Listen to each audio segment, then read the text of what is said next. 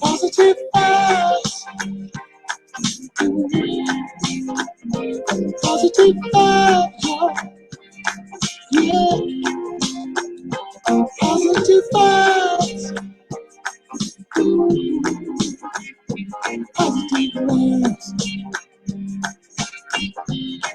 Hello, everyone. Good morning. Welcome to, excuse me, little technical difficulties going on here. Good morning, everyone. Welcome to Positive Vibes. It's your girl, Trey Lou, up in the house today. You know, it's truly an amazing day today here in North Carolina. Sky is bright, sun is shining. I pray that you guys are having a fabulous day. We're going to be talking about, first of all, thank God for this day. I hope you guys are feeling great. I pray that you guys are going to be engaged in the show on today. I have a great guest coming up. I have Ayinde Bomani coming on at 10:30. Ladies and gentlemen, I want you guys to be engaged. He has some great footage of some great things that he is doing out in California with the young men in football, and we're going to be talking about his music career and being a music engineer. And those who know him from Wilkinsburg know he had a group called Missy in the attic. We're going to be looking at that. We're going to go back, and then I'm going to show a clip on Life on Mission, which is what I'm going to be talking about today, Life on Mission. So, ladies and gentlemen, I want you to get your strap up, and I want you guys to make sure that you're engaged in this conversation on today. It's truly a blessing just to have him be a part of the show on today, and I am just doing some things, behind the scene as we get ready to get him. He'll be on around 10:30, ladies and gentlemen. I already queued him in, so once he's ready, I'm going to pull him up on the screen. Just wanted to make sure I tagged him in this broadcast. We're going to have him on. Guys, he is a great guy to know. He's a good dude from Wilkinsburg. Ladies and gentlemen, I'm your girl, Trey Lou, a.k.a. Tracy from Wilkinsburg. You know what? We're going to have an amazing time. There is a lot of birthdays that I want to get out today. And I do want to wish one of my best friends a happy birthday, Shalonda. Happy birthday to you, young lady. I want you to meet me at the spot, and you know what that is. I can't tell what the spot is. I got my book bag, I got my bowl, and you got the rest. So just wanted to come on really, really quick to send a shout out to her and to all of you guys who are celebrating your birthdays on today. Happy birthday to you. May this day be the best day of your lives. And you know what? Don't forget to keep God first. Now I'm going to play a little video for you guys that I want you guys to think about all the things that are going to be played in this video. Then I'm going to come back on, talk about some things regarding the clip, and then we're going to talk about the next, the person that's going to be coming up at 10:30. Don't want to be before you long. However, I did want to have this opportunity to get on here to say hello to you and thank you so much for tuning into Positive Vibes and just being a part of the show. I truly thank God for you guys. I thank God for allowing you to be a part of the show. And if you are a part of the show today, or if you're watching, just thank God that He's allowed that His mercy endured to another day today. Because there's so many people that are in the world that we're not giving this opportunity to rise on today. There's so many people that yesterday did not get the opportunity to rise on yesterday. So we're going to thank God today for this opportunity just to be in the land of the living and to be able to make a difference on today. So if you were not able to make a difference on yesterday, I want you to know that there is still today that you can make a difference, on today, excuse me.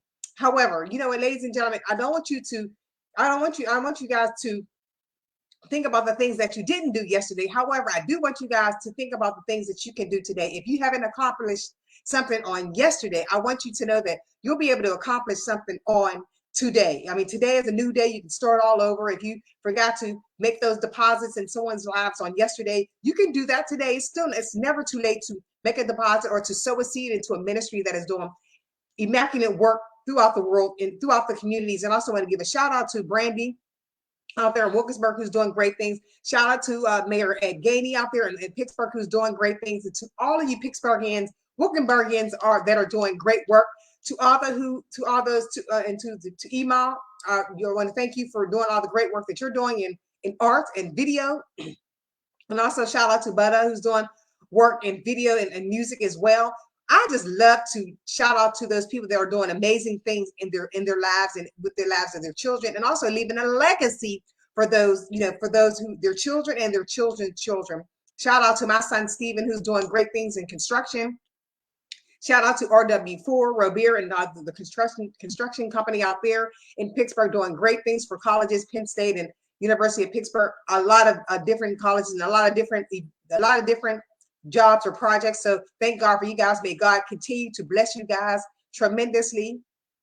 I am going to play this clip so you guys can see it and get ready to bring in the next guest, and we're going to be talking about some of the things that he's doing. I want you to see exactly what he's doing. And you know what, ladies and gentlemen, it doesn't mean that you have to have done those things when you were younger to be able to be blessed to do those or sow seeds in people's lives today. You know, God will put you exactly where he wants you to be, ladies and gentlemen. And if you haven't had a chance yet to tune in on Sundays to the live broadcast of Dayspring Christian Center, the sermons and the things that are the word of God that is being blessed up on Sunday mornings, I encourage you to tune in. This is really a word from God that's preached by Bishop Pa Rogers. The ministry team is doing an immaculate work. They will bring you in. They will enter you into the Spirit of God on Sunday mornings, ladies and gentlemen. I don't want you to not get the word of God in your lives on the weekend. And if you're not in church or you don't have a church home, you can always join us online, watch the broadcast online, and enjoy what we are doing, and also just get yourself fed by the word of God by Bishop Pa Rogers here in North Carolina. I truly enjoy the service all the time, every day, and I've enjoyed the service way back in 2007 when I became a member of Dayspring Christian Center. You know what? They're doing immaculate work, ladies and gentlemen. I don't want you to not get the word, and you can get the word if you're able. And I know sometimes people are working and not able to get the word. However, the good thing is you can always click on the Facebook page, and you can click on my wall and see the broadcast. And also, to not miss another one, you can follow them and catch every Sunday sermon, every Tuesday night Bible study, and get the word in for yourself. And you can also watch it with your children. If you have a smart TV, you can also, launch that off into your smart TV if you're using iPhones or iPads and things like that. So with that said, let me move aside and get this word out to you as God has guided me to do on today. Let me get this to you right now. Let me get my things ready. Enjoy the video, ladies and gentlemen. I'll be back in a minute.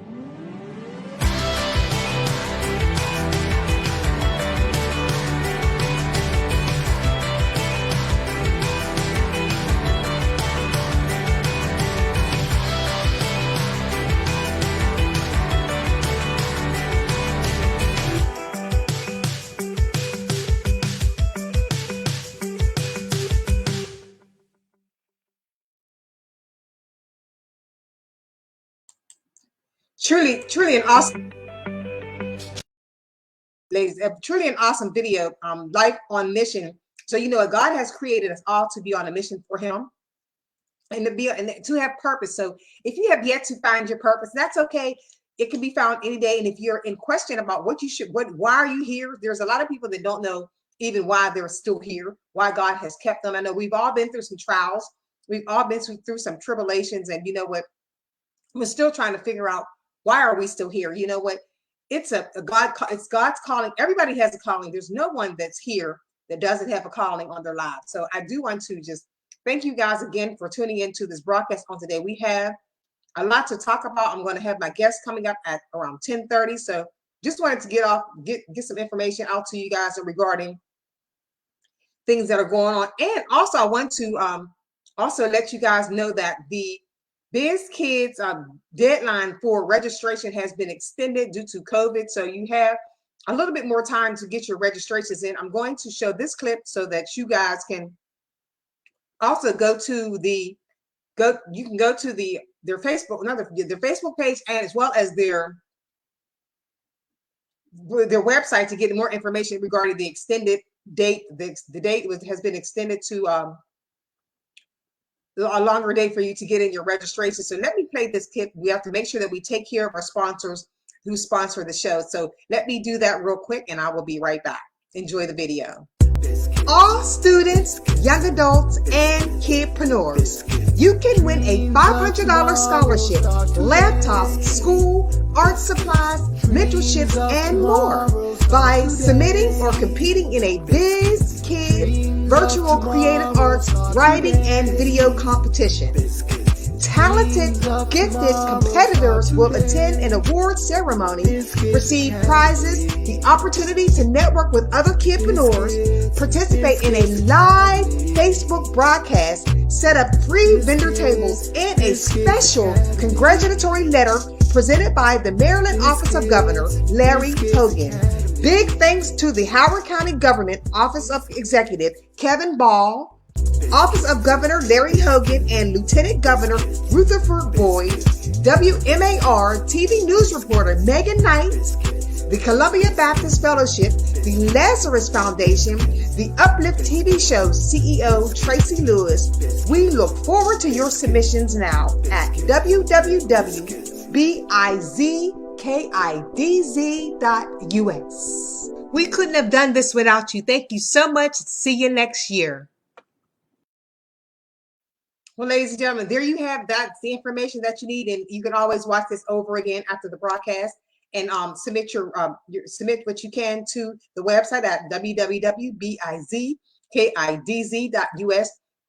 I'm telling you now, this is the time to get your children engaged in being entrepreneurs, because you know what? There's so much going on in the world. There's a lot of businesses that have gone under, and this is the time that the slate is clean, that you can recreate. You can build your foundation right now with your children or for your children. The time is now. There are so many different organizations that are out there, but I do want you to be aware of organizations that are not legit organizations. So if you want to, you make sure that you look into the Better Business Bureau, the chambers of commerce in your areas, and all for these different companies that are popping up to say they're going to help you excuse me, do different things regarding your business. So you want to make sure that these companies are legit. BizKids is legit. I've been doing business with BizKids for well over 10 to 14 years. My son has been a part of BizKids. I was also a part of BizKids when I was in Atlanta. I was going out to different libraries and introducing BizKids to a lot of different kids. Oh, well over 300 kids in the Atlanta area who know about BizKids. Well, you know what? There's some that are going to be at this event in April in 2022. I'll be actually up in Maryland in April in 2022, and we're going to be doing the big extravaganza where we're going to be doing awards. We're going to be giving away the prizes and giving away that $500 to some great, unique young person who wants to be an entrepreneur. We're going to have a lot of guests there. There are going to be people there that can talk to you about your business and even help your kids to get started on that day. So I don't want you to lose hope. I don't want you to miss out on this opportunity to have your kids become kidpreneurs in the field that they love and not have to work for another organization. They can work for their own organization and do just as well, or not just as well, but even better. So with that said, ladies and gentlemen, happy birthday to all you birthday folks out there. I know there's a lot of birthdays. I sent out today, personally, a lot of happy birthdays today to everyone. So if you see my face and you see positive vibes, you know that was coming from me personally. To those who are celebrating birthdays on today, I want to say thank you and hello to all of you guys who have joined the broadcast on today. Hello to you. If I have missed you guys on last week or any other week, you know, sometimes it's a little slow with pulling up people in regarding, you know, them saying hello, and that's just how the system works sometimes. Anyway, so ladies and gentlemen, I want to thank you, and let's talk about what Positive Vibes is. First of all, Positive Vibes, you know, went from a radio studio to a personal studio, and we're still doing music, and we're still helping people to get the word out about their businesses. And as long as it's positive, this platform is used to embrace those who are doing great things in the community. And this is a platform that was birthed by God. A vision. God had gave me the vision for it, so I get no credit for it. This is not about me. It's about we. we who are doing things in the community. So this is nothing about me. It has nothing to do with me, nothing to do with, how I do things. This is all about how God filters it through me. This is a God-given vision, and I have to give God all the glory, the honor, and the praise for this platform because he deserves it all. And let me tell you how much God has blessed me so much with meeting a lot of great people throughout the world in music, TV, entertainment, some actors, artists, and also in movies. So, it's just been a blessing to meet all those wonderful people in Atlanta, Maryland, New York, California, Texas, and all those other places. And ladies and gentlemen, I want you to make sure that you have your voters registrations are up to par. Make sure that if you've moved, you've changed your address and things like that, and you are also registered in the states that you're in. This is very, very important that you make sure that your vote counts, because your vote does. We've seen that in this last election that our vote counted. Every vote counted. So ladies and gentlemen, make sure that you tune in and tune in, not just tune in, but make sure that you go and make sure that your voters registration, you can do that online. You don't have to leave your home for any reason.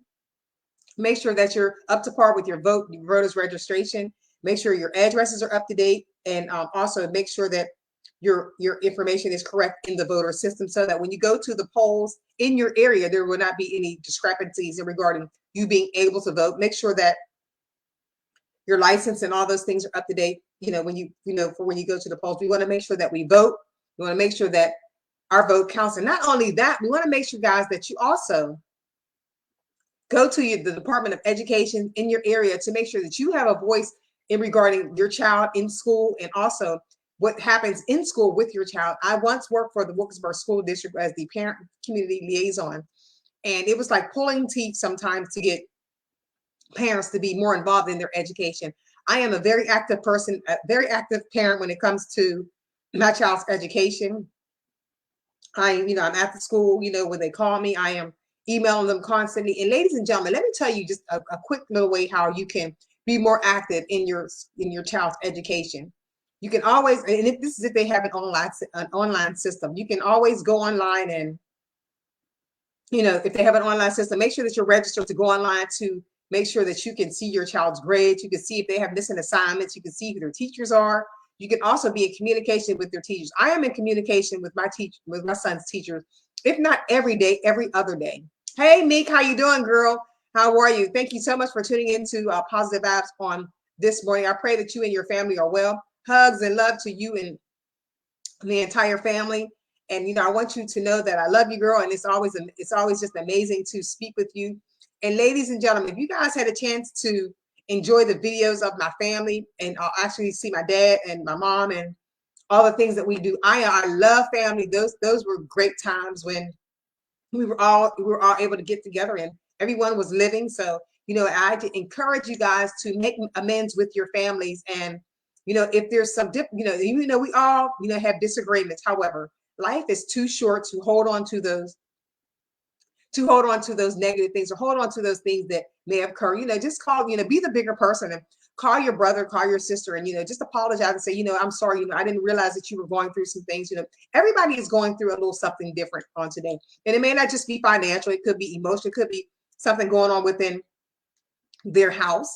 But I want you guys to be, not just be selfish. I want you guys to call them and say, hey, I'm sorry, I could have been in my feelings on today, something happened. Or, if something happens in your own life, you don't realize that you're being emotionally distraught, or that you are putting whatever happened in your life on someone else. I want you to acknowledge your emotions at sometimes. I know sometimes I can do that. And, just me and a couple of, I'll say last week, I was in my emotions. There was something that was going on in my life, and I did have to apologize to several people, because I didn't say anything that was bad, but I did say something that I realized later that could have been a little bit hurtful, but it was straight to the point. I'm a straight shooter. However, I did open up and apologize for some things that I had said. And I want you guys to do the same things, because, sometimes we can be so much in our emotions and just so many things that are going on within us, especially with parents, and, our kids are going back to school. There's this COVID thing going on, and we are very concerned about that. We're also concerned about the teachers.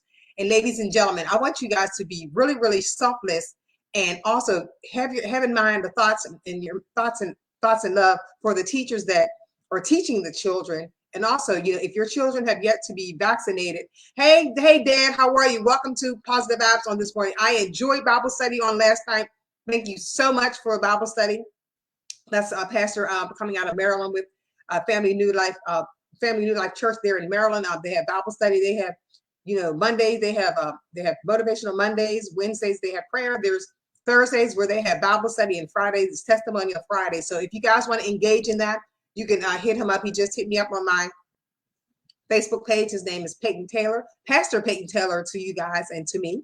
So with all due respect, I want to make sure that he gets what he's doing regarding ministry. And so, ladies and gentlemen, if you want to be a part of that, there's so many ways that you can get filled with the word. There's a lot of different ways, a lot of different avenues. I try to involve myself as much as possible as I can to know the word or to learn more about the word. You can learn every day. You can learn always, every time that you come in communication with, with a righteous, with people that are doing righteous things in the church, and learning what the Bible says about you and about what you're supposed to be in the world of the living. So with that said, ladies and gentlemen, it's about 10:20, getting ready to get Ayinde on. So ladies and gentlemen, I thank you guys so much for tuning into Positive Vibes. It's truly a beautiful day here. I hope you guys are safe. I hope you guys are sound. I hope you guys are filled with your mask and out enjoying yourselves. And ladies and gentlemen, let me tell you this. Now, I know that you guys are out and about and things like that, but do not take your guards down. There's so many things that are going on in the world. And ladies, be careful when you go out. I want you guys, ladies, to be very aware of your surroundings, very aware of who you communicate with, very aware of who you even meet from a day-to-day basis. I've been watching on TV in regarding our missing black and brown people. There's a lot of things going on as far as that is concerned. So ladies, if you're going out, we know everybody wants to be grown and go out and do their thing. We understand that. However, times have changed. Ladies, if you're going out or if you're going to meet someone, bring a friend along with you so that, it can be two of you guys. So you can, you guys can be safe. So, I just want you guys to be safe. Be aware of your surrounding. And I know some people are still out there shopping. They're returning things back to the store. And also, as I'm on that note, I want you guys, if you're returning things back to the store, I want you guys to really, really take heed and be more caring for the customer service people that are out there at the registers, because they're in the midst of this COVID thing out there trying to make some money and trying to bring money home to their families. And they get customer by customer. And a lot of people are going through some things and they get all different types of emotions at the register. And what happens is, there's a lot of people that are doing good things, and there's a lot of people that are doing bad things. So I want you guys to have more heart, more love for the cashiers, the people that are in the retail stores. They've been pounding it out with this COVID thing going on and trying to go to work, and also making sure that their families can eat. So, if you're returning something, make sure that you have the proper documentation, that you have your receipt, your identification, and things like that, so that the transaction can go smoothly, because there's a lot of time. And ladies and gentlemen, if you haven't noticed already, there's a lot of stores that have stopped taking returns. So, and that's because of what things are happening in the retail stores and how people are taking advantage of the retail stores and doing things that they shouldn't do. And I'm not talking about the good people. I'm talking about the bad people that are making it bad. The bad people that are making it bad for the good people. So I want you guys to be more compassionate, have a little bit more empathy with people when you interact with them, when you're going out to the stores. We're talking Walmarts, Targets, and even when you're going to get your car serviced and things like that. I want you guys to treat people the way that you want to be treated. I know my mom and my grandmother had instilled that in me at a very young age, and I want you guys to do the same.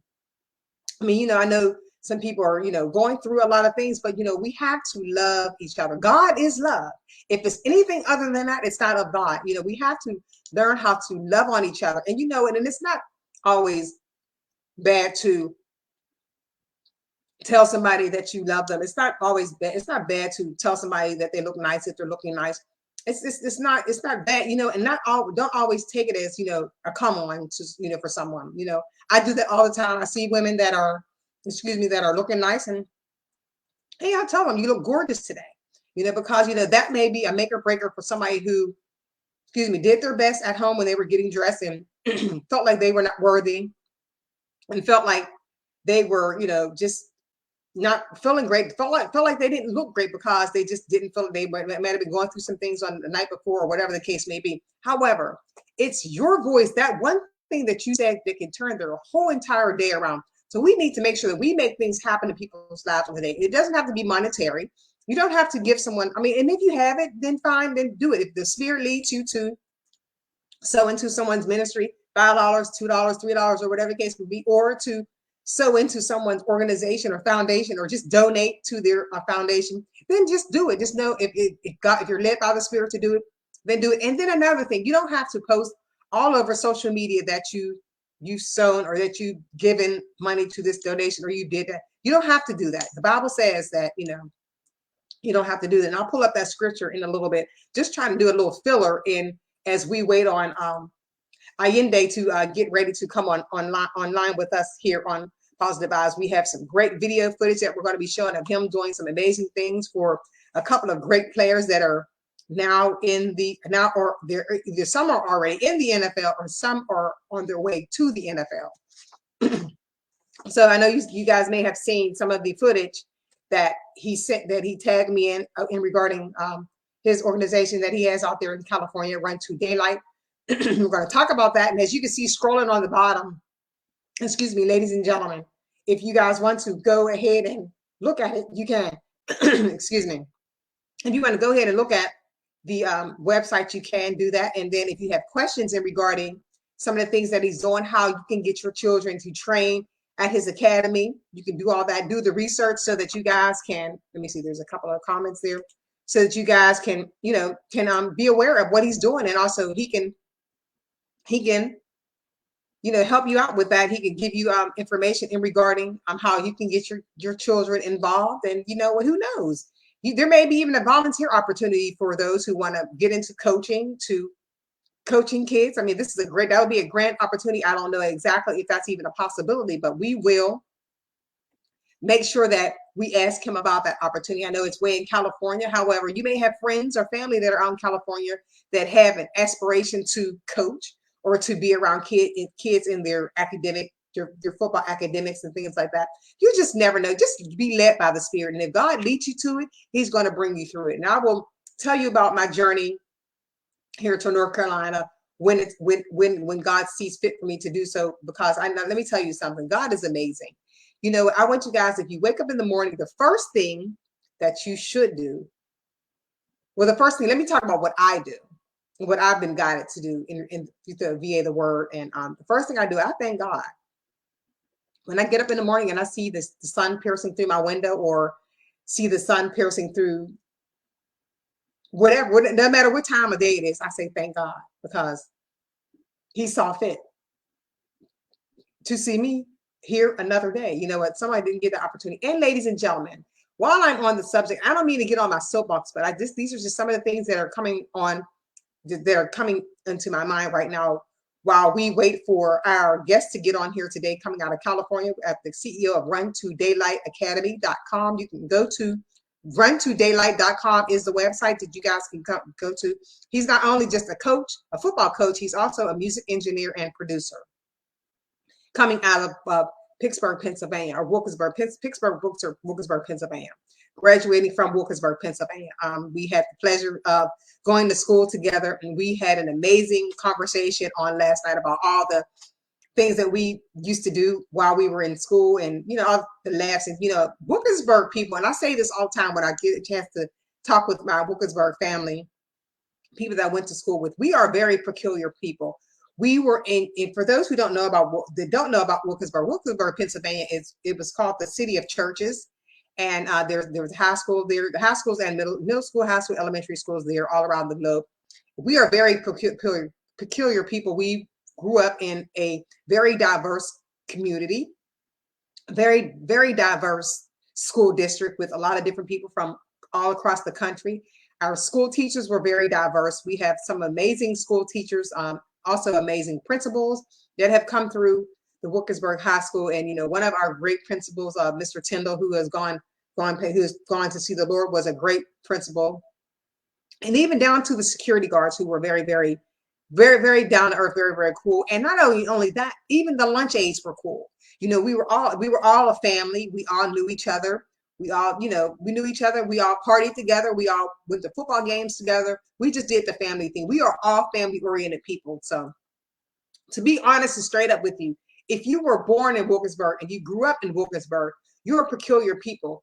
We know you'll know a Wilkinsburg person once you meet them. They're just we're peculiar. Now I wasn't born in Wilkinsburg. However, I came to Wilkinsburg at the very early age when I was in elementary school, and from elementary school graduated from Wilkinsburg High School. Tiger power to all you Wilkinsburg people that are watching the speed on today. We are getting ready to kick it off in just a moment. Soon as Ayinde gets on, I told him last night about how we're going to do this broadcast on today. We're going to have an amazing time.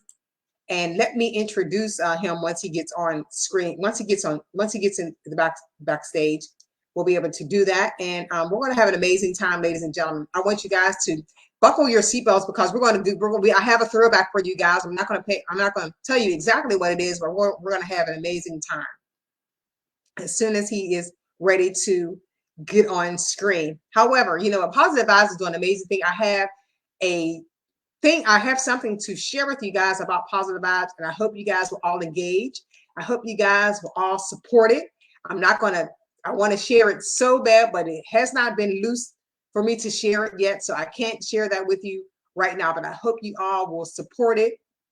It is going to be a blessing to your hearts, to your soul, to you, your children, and to your children's children. Men and women can be a part of it. So I want you guys to make sure that you support it.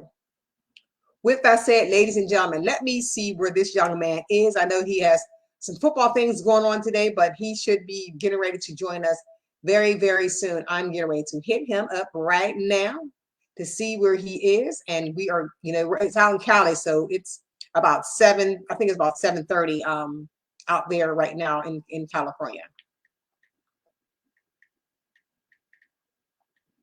Here we go. 1 second here.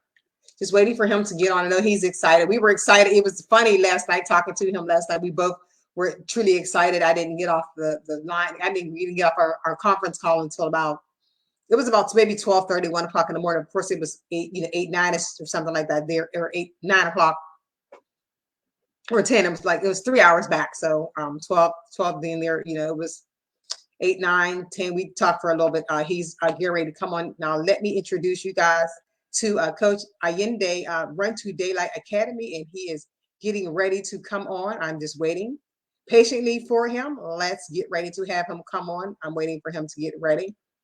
And it looks like he is getting ready to come on. Ladies and gentlemen, are you ready to have this conversation with Coach Ayinde? I am truly thankful and waiting for him to get settled, and we are going to have him come on. He's here, ladies and gentlemen. I'm going to welcome him so when he's ready. He's here. Welcome to Positive Vibes on this morning, my friend. How are you? I can't hear you, buddy. Your thing is muted. Looks like he's getting his things taken care of. I'm waiting till he gets unmuted.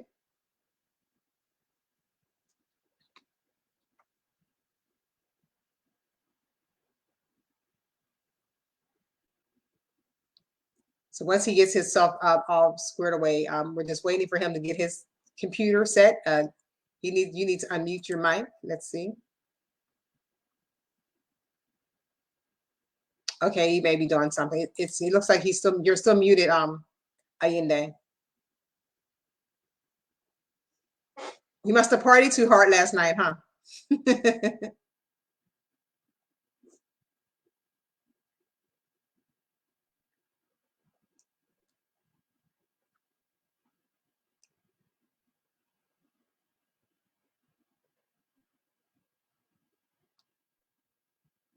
We're just waiting for him to get his things all set, but we can do this. I'm going to get all the videos up of him, and as I said, on the bottom of the screen, he is getting. You can see the Run2Daylight Academy website on there, and It's all going to be good. Do you see where you unmute your mic at the bottom?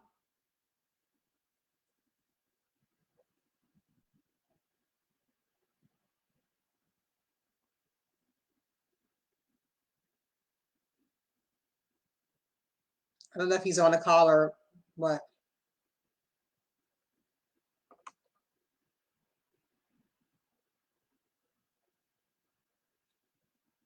Unmute.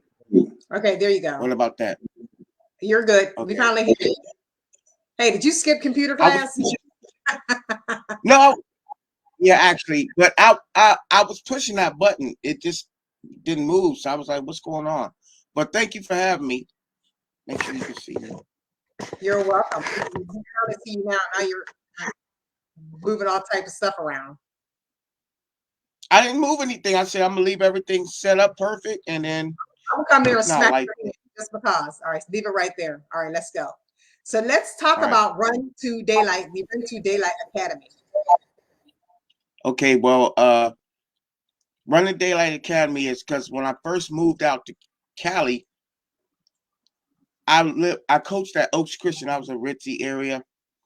People got a lot of money, so I was like, well, I'm watching the trainers, and they were barely training the kids, but the people were paying lots of money. So I was like, let's start an academy where I live at, so kids who didn't have as much money can be well trained too and prepared to go to college or whatever. And so I just started. This guy asked me if I wanted to coach at his or do my camp at his school.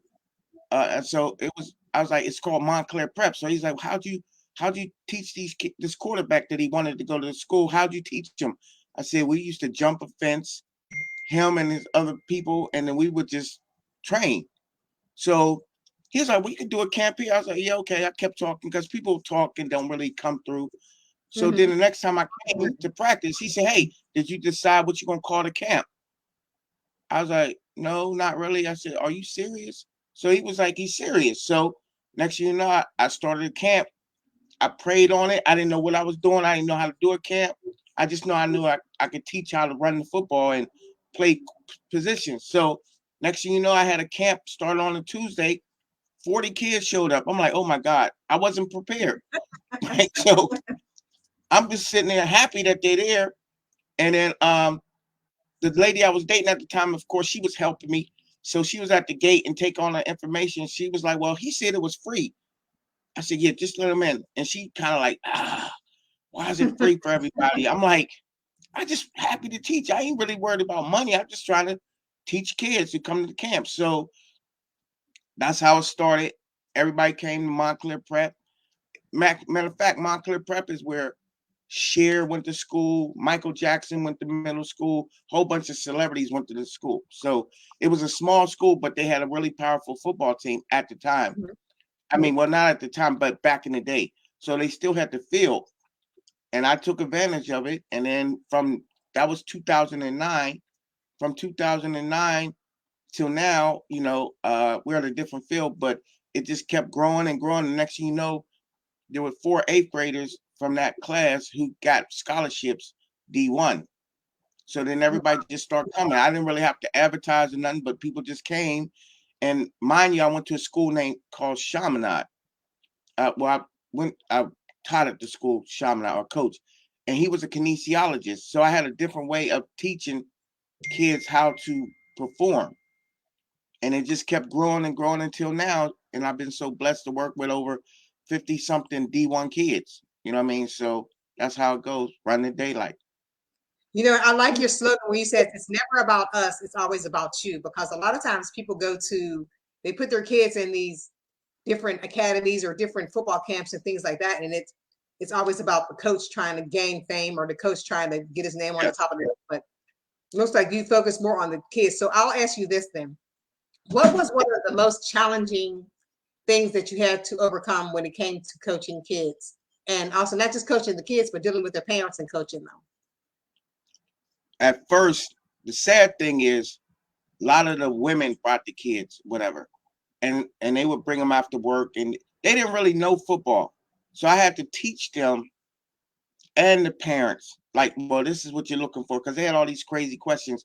And in LA, a lot of kids want to go private school. So women want to know, how do you get my kid to that certain school? And you have to start like now, because by the time financial aid comes out, it'll come out in almost like November. You know what I mean? I'm sorry, like in March.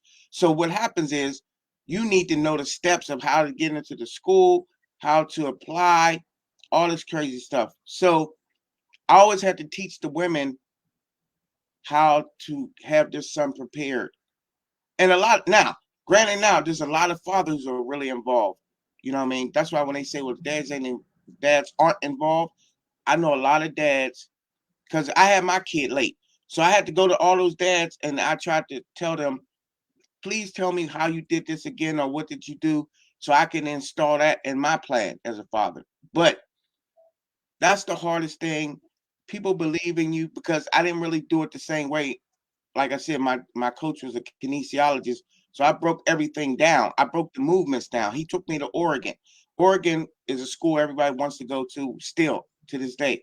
So they break all the movements down. They don't just say, hey, dunk a football or dunk a basketball.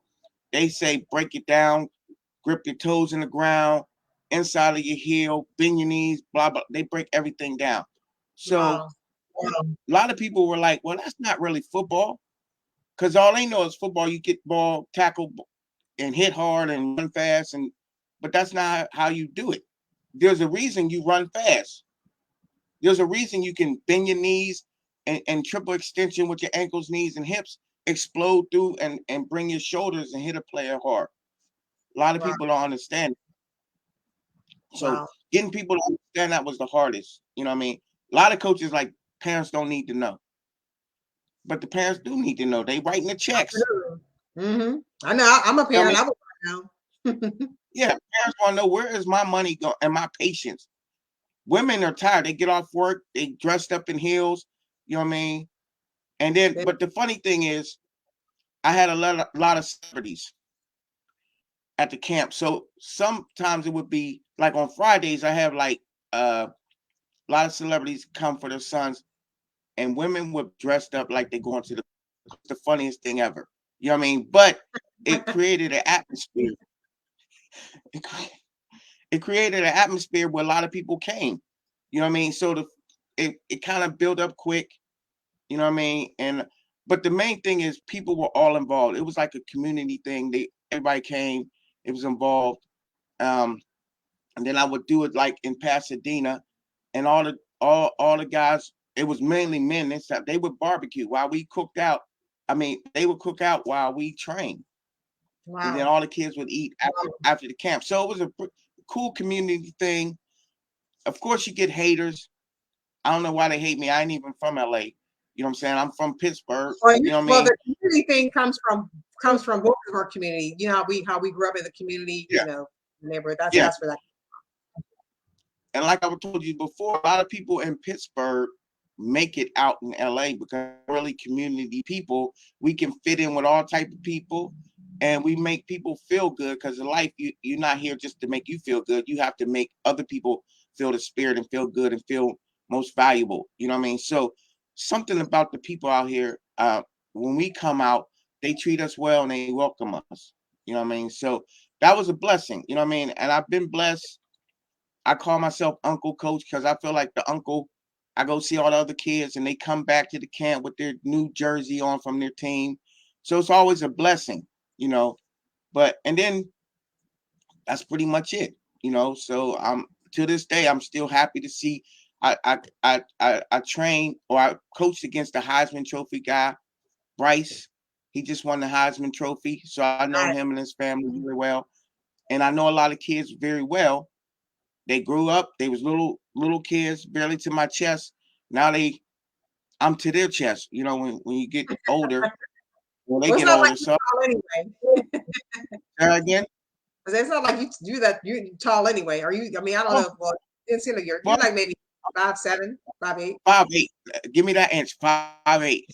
5'8". But I'm saying, hey, Barry Sanders was 5'8". One of the best running backs ever. He's 5'8". So the point is, you just kind of work hard. Like I tell people, we train a better way so we can play way better. Like, you have out here, you have to have catchphrases. You can't just say I'm a football coach or I'm a football camp. You have to have something, a logo that looks good on the t-shirt. So it's kind of commercial out here. You know what I mean? Everybody got their t-shirts in their camps. There's not a lot of running back camps, but it's quarterback coaches and it's all kind of receiver coaches, and everybody has to look good in the camp. You can't just go. You got to have nice colors It's and all branding. that. Yeah, it's branding. So you learn a lot of stuff out here, and I just been fortunate. You know what I mean? And if sometimes like Montclair Prep, the guy who owned Montclair Prep sold it. You know what I mean? So he sold it, but somebody else asked me, do I want to do my camp there? Because they know when you bring the kids to the campus, they get to meet the parents too, and you can't really recruit. But you recruit, but you can't recruit. You know what I mean? But they want the kids on campus so they can meet the kids. So you start to learn the game like any business. You learn the business. Then you know how to go around obstacles. That's pretty much what it is. So how many kids is in the camp right now, and is the camp running right now? Or the school time? How does that work? Well, back then when I just only did like a camp where it was like anybody can come, it was like I would stop August 1st because youth football started August 1st practice. So I would stop. And then one guy called me one day. He's at Michigan State, this kid named Speedy, Jalen Naylor. He his dad was like, yo, man, I need you. I said, what's wrong? He said, hey, ever since camps stopped, my son went back to bad technique because this team he played for, he was a star. So the coach didn't care what he did, as long as he scored touchdowns. He could have did it wrong, whatever. So the point is, if you're not properly prepared, when you get to the next level, the coach is going to see all your bad faults. So I was like, all right, this is Labor Day weekend. So Labor Day weekend, he brought himself, a kid named Reggie Hughes, a kid named, and Jalen is at Michigan State, but he just declared to the pros. Reggie went to Arizona State. Kid named Bryce, he was the youngest. He was 9. He is now at Stanford. And another kid went to, so out of the 4 of them, they all went D1. I will say they were some of the hardest working kids. It wasn't like they just kind of, while they, walk through half speed and made it. No, they went full speed. So they ran track, they played football, and then they played other sports. So my thing is, we worked hard on that September. So then I was like, well, I should just do a camp on Saturdays or whatever and go all the way through. Because parents start saying we need work all the way through, because in youth football, they don't have a big staff. So they don't have enough time to do individual drills and work on you individually. As a parent, you want to be the parent who's not like selfish, like my son. But you don't want to be the parent who's the only son that didn't get a scholarship. You know what I mean? So you kind of have to play both sides. Where you're on a good team, he's a team player, but you also want to make sure he's working on his craft individually, so he's getting better. So it's real competition out here, and because everybody want to get that private school money, so they compete like they going to college. You know what I'm saying? I'm like, well, So one woman came up to me at a track meet. She said, "How can I get my son in Chaminade?" I said, "Okay, this is what you gotta do." And I'm thinking he's in 7th grade because it's July. She said, "No, he's 8th grade." I said, "8th grade?" I said, "Well, I'm sorry, ma'am, it's too late. 8th grade, you got to apply for financial aid in November, get your stuff back by March. By March, everybody gets accepted. They get their letters. So everybody puts up their letters on Facebook and Instagram that they got accepted. It's now July, and you asking me, how can you get them in school?" So you have to start the process. Women and men and husband brothers, they have to decide what school they go to. They usually visit the school and talk to the coaches and talk to the teachers, make sure academically we fit, school fits what your son's trying to do. And then you go to 4 or 5 schools. It's now July. You talk about how can I get them in a school? It ain't gonna work. So it's an early process, and most of the time it's something you've been thought out. It's not like, oh, I want them to go to private school yesterday. You have to start that out long-term process. You know what I mean? You have to have a plan. So once you have a plan, it gets easier. You know what I mean? And somebody like Bryce, the Heisman Trophy, his family knew they wanted him to go to a certain school. I even tried to come to our school, but he already committed to Cathedral before he transferred to Mater Dei. So the whole thing is you have a plan, and then it works out. You pray, you pray first, and then you get your plan and you execute it. And then if your son's really that good, he will be blessed. You know what I'm saying? And you don't always have to go to a big college. My name is Raleigh Brown, and I am the future of D1. Switch. That's Raleigh Brown right there. Yeah, we're gonna go. I hit the button on accident, but we're gonna go to Raleigh Brown in a minute. Now, one thing I want to ask you before we go to Raleigh Brown, how important is academics when they come to you? How important is academics? Well, we was in class together in high school, so I did not apply myself like I wanted to in high school. I do now, and I do to the kids I coach. I always say, listen, you can't get into any school if you don't apply yourself and do well in your grades. So I always tell them, listen, I don't want to hear you had 3 touchdowns and you got 3 D's. Touchdown is touchdown for football, but D's don't count in life. It's not going to get you anywhere. You know what I mean? So at least apply yourself. Be competitive to say, oh, you got a C, I'm gonna get a B, right? Don't just say, oh, I'm cool with D's. I always tell people the great people didn't always have to go to college, but they were smart and competitive. So and they found a way how to compete. So you have to learn how to compete. You have to learn how to study, because in high school football, you have to be really smart enough just to understand the plays, and you have to watch film. Yes, so it's a lot of kids who play football who aren't intelligent, unfortunately, because everybody let it slide. It's okay, you don't need the grades. You do need the grades. You have to get in these private schools. I also coach at a junior college, College of the Canyons, and I tell kids, listen, when I tell you something, back up. Coach, it's only 1 yard. If you're not here because you didn't have the grade, because you didn't have the talent, you're here because you didn't listen. The teacher said, turn the assignment in on Wednesday. You turned it in on Friday or Thursday and said, oh, well, teacher's only 1 day. That's why you're here, because you ain't disciplined enough to do the assignment and turn it in on the right date. That's like you get paid on Friday, but they pay you on Sunday, and they say, well, it's only 2 days. You wouldn't accept that. So a teacher's not going to accept you being late. I said, so always try to be prompt, try to be early. Don't try to be, kids that come out the car, their mom drives them. So I don't yell at them. I'm like, but at least you're late. You shouldn't be getting out the car undressed. At least have your cleats on, some of your clothes on, because I couldn't go to work walking in sachet like, I'm like, whatever. No. So at least badge in the car, tie in the car. No, that's not gonna work.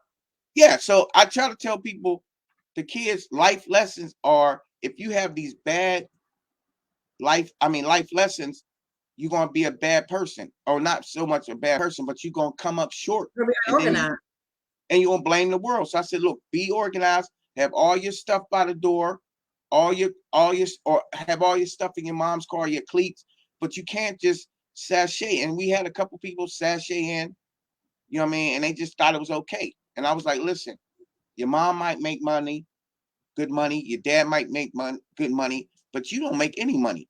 So what are you going to do for self unless you plan to live off your parents until you 80? You know what I mean? So I always try to tell people, you have to go hard. When you go to practice, you only got 1 or 2 hours. Go hard. We'll have fun. Winning is fun. So if you execute first and teach the fundamentals, you'll win games. So that was always the main thing. And I didn't really care about winning. I wanted to teach. So sometimes we didn't win a championship, but then when we won a championship, people kind of listen to you. I was like, but I don't really know no more winning the championship than when I didn't. My thing was to teach the kids how to be ready for high school or be ready for whatever level they're going up to next. So that's pretty much what that was. And I think what a lot of kids don't realize is when they're even in football, there's lessons to be learned in football when you're out of football and you have to live your own life. There's always things inside of those things that teach you how to, run your house. teach you how to, even for your kids. There's life lessons in everything that you learn. Now let's talk about Raleek Brown. Your experience with Raleek Brown. Let's introduce him because you know him best. Let's introduce him and then we'll listen to some clips. He looks like he's a hardworking kid. Yeah, well, he's hard work. He's very good. He transferred from Stockton down to here to play for Modern Day. So he's like the #1 running back in America. He was. My name's Raleek Brown, and I am the future of D1. Switch. That's it. Come on. That's it. That's it. That's it. That's it. Come on. Push. Squeeze. Come on. Dig. Dig. Dig. Dig. Dig. Dig. Dig. Lift. Lift. Lift. Lift. Open that hand.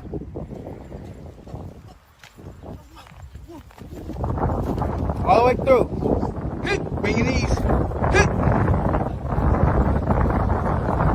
Burst. Burst. Burst. Come on. Arms. Arms. That's it. That's it. That's it. Nice. Come on. Come on. Get him. Lift. Burst.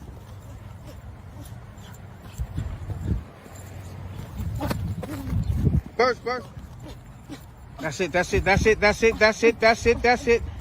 Nice. I like it. Nice. Come on. Arms. That's it. That's it. Don't stop the feet. Burst. Burst. Burst. Accelerate. Come on. Come on. Come on. That's it. Burst. Burst. Burst. Nice. Nice. That's it. Come on. Quicker. That's it. That's it. That's it. Nice. Come on. See your toes on the orange. Nice. Nice. Come on. I like it. Nice. Arms. Stay low. Drive. Left. Come on. That's it. Come on. Go. Nice. Nice. That's it. That's it. That's it. Come on. Nice. Come on. Burst. Burst. Burst. That's it. Weight on inside big toe. Yes. Come on. Come on. Nice. So my name's Raleek Brown, and I am the future of D1. He's a really, as good as he is, he's real humble. You know what I mean? Like some kids come like, oh, I know. I'm like, well, if you know, I'm gonna take my whistle off, give it to you, and I'm gonna listen to you, and you teach me. But in his case, he's really humble. He's a cool person, you know. And I would always tell people the best thing about him is he wants to learn. He's super competitive, but he wants to learn. You know what I mean? And his dad drafted, like, people come from all over. I have out of town kids. He comes from like almost an hour away to train, right? Wow. So when he came, and now mind you, I don't do the camp atmosphere. I do more of academy where it's more intimate, and you know, and I get to really teach. It's hard to teach with 40 kids, and some kids never play football, and you get all type of kids.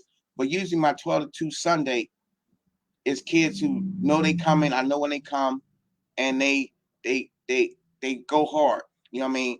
So I always tell him, with him, he was real humble. I said, you know, he was going to Oklahoma, but then when the Oklahoma coach left Oklahoma and went to USC, he transferred like a lot of kids back to USC. So everybody's excited. So I just talked to his dad this week, and we're gonna start getting ready for you know, for college or whatever. You know, start training. Yeah. Well, let's see some more of Raleek, yeah, ladies and gentlemen. Have one more clip, and then we're gonna look at the NFL combined prep. Okay. My name is Amara Amupwa, and I am the future of D1. Higher, higher, higher. Chatter, chatter. Chatter, chatter. That's it. Come on, one more time. Chatter, chatter. Chatter, chatter. Better. Chatter, chatter. Chatter, chatter. On your toes. Chatter, chatter. Go. Come on. Keep that toe dorsal flex. Yes. Come on. Lift. Lift. That's it. That's it. Nice. Put your hips down. Come on. Come on. Nice. Now let me see the jump. Jump. Jump. Jump. Nice. Come on. Get up. Let me see. Get up.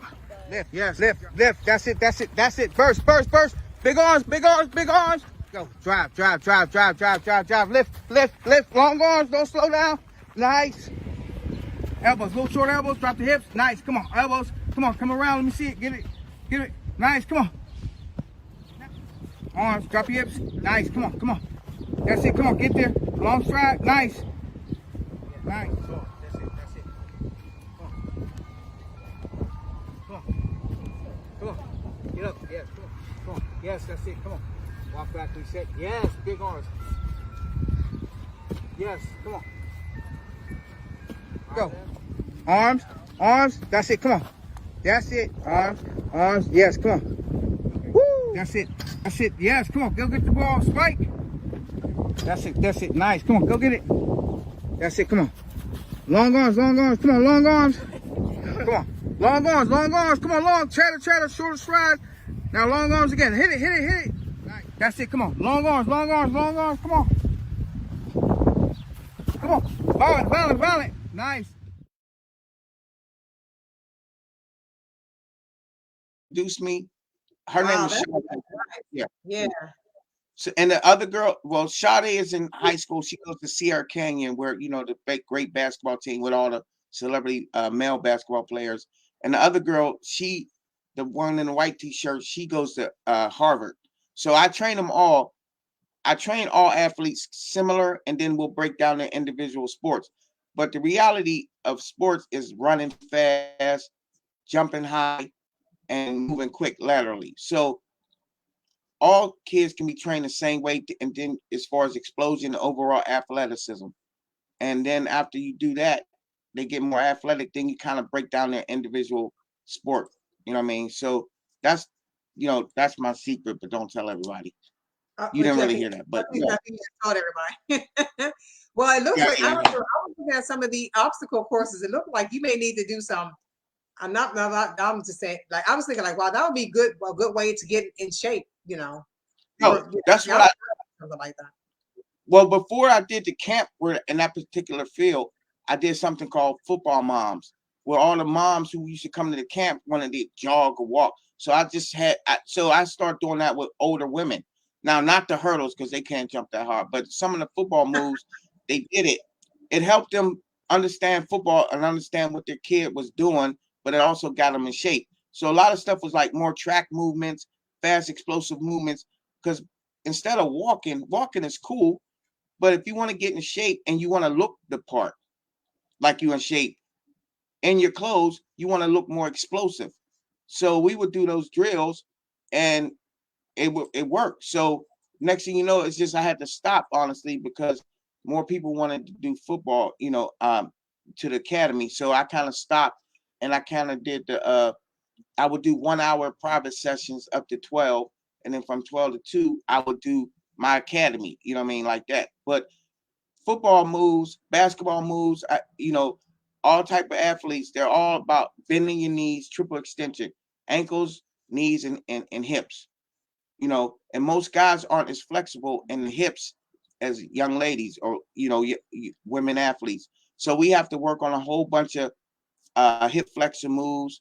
So we have a routine, like we dynamic stretch or active warm up, where we all have the same routine. So everybody knows the same routine. For the first 10 minutes, we all warm our body up and make sure that we can, operate at, the best you can, the optimal performance or whatever, operate. So all your muscles fire and you feel good, and you have the long stride because you're not too tight. Hey, Ralph. You know what I mean? Ralph said, "Hey, coach," my man, Ralph Brandon from Wilkinsburg. He just said, "Hey." Did you see that?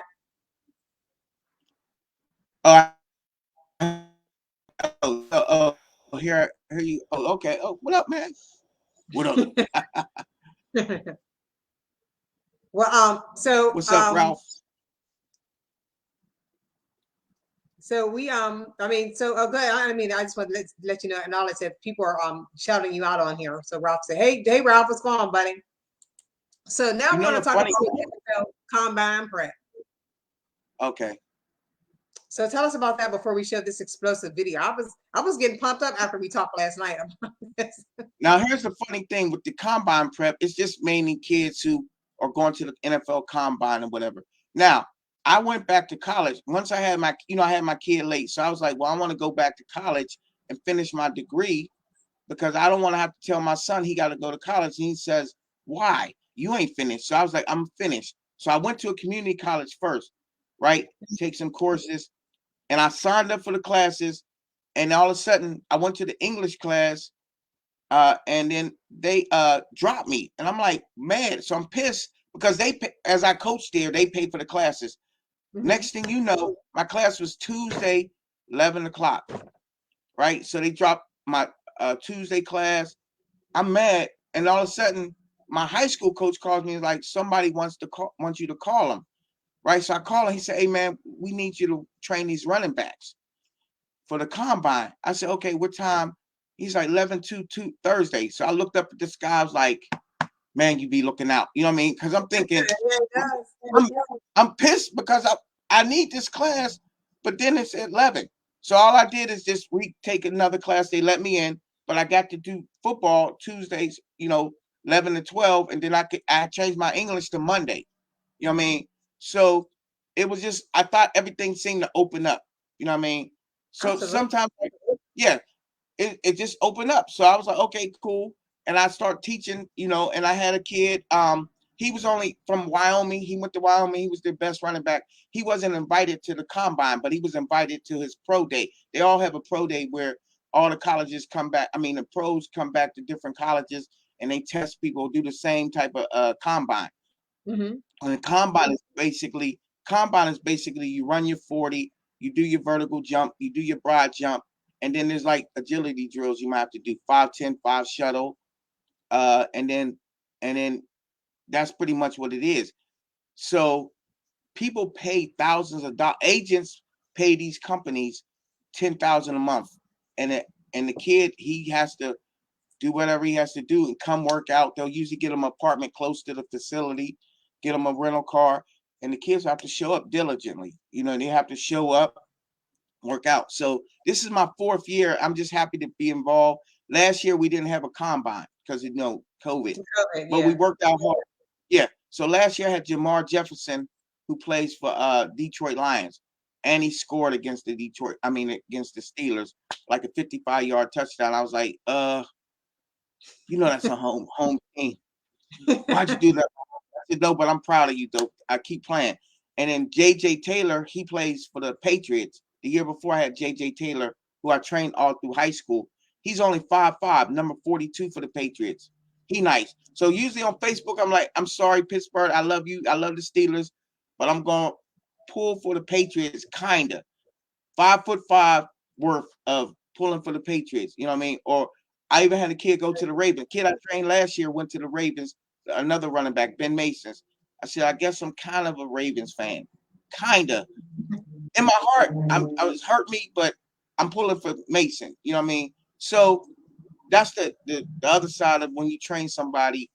You train them well, they're going to score against you, do well against your team, your home team, or team you coach. But in your mind, you'd be like, man, I'm so proud of that kid. You know what I mean? Because he worked hard, and his struggles. He couldn't do certain moves in practice or training, but he worked on it, and he did it against me, but he did it against me. So I'm happy for the kid. Good. So let's look at this. We're gonna look at this clip, and we're gonna get to this groove of this clip. Ready? All right. All right. Go. Yeah, that's it. Just elbows. That's it. Come on. That's it. Yeah. Quick arms. Come on. Get him. Back. Go. Nice. Go. Nice. Go. Flip. Turn that foot here. Go. Nice. Go. Nice. Go. Fast arms. Back. Come on. Get him. Nice. Step. There it is. Come on. Nice. Arms. That's it. Back. Arms. Come on. Nice. Get up there. That's it. Shake. Nice. Come on. Arms. That's it. Quick. Nice. Elbows. That's it. Nice. That's it. Nice. Come on. Quick arms. Quick arms shorter. Yes. Come on. That's it. Finish. Elbows. That's it. Come on. That's it. Come on. Finish. That's it. Finish. That's it. Violent arms. Keep them violent. That's right. Come on. Get out. Burst. Arms. Quicker. Nice. That's it. Ooh. Okay. Nice. Make a move on it. Get him. Jog. Nice. Yes. Come on. Nice. Nice. Make a move on the guy. Nice. Come on. Quick. Come on.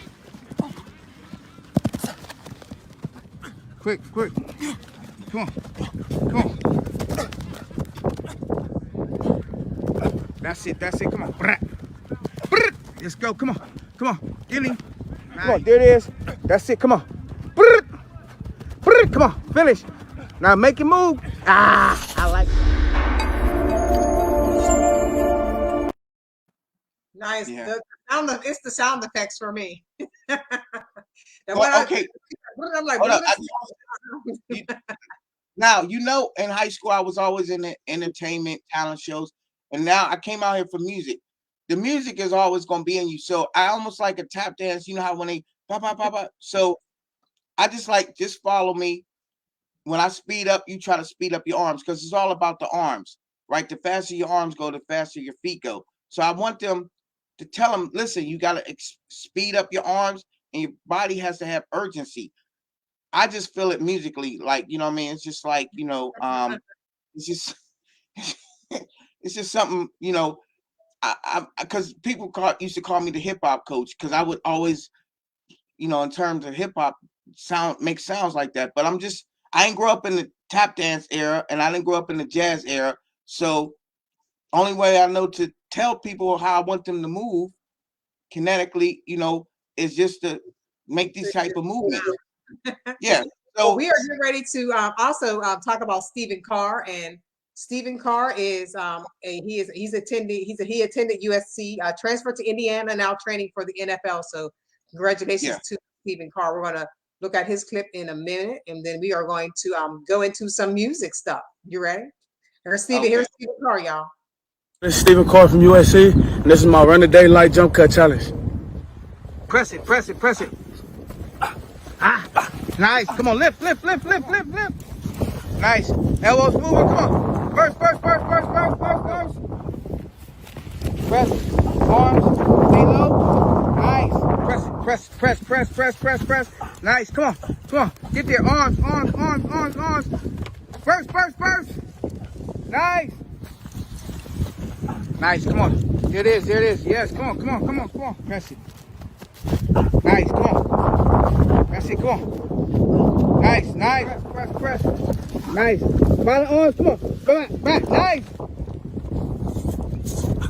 Nice. Come on. Nice. Burst. Go. Arms. Yeah. Well, you know what? I have a question. So the parachute thing, of course, I'm coming from a woman's point of view and not doing any football stuff like you guys are doing. I was, of course, the cheerleader on the sidelines, but the parachute, how does that?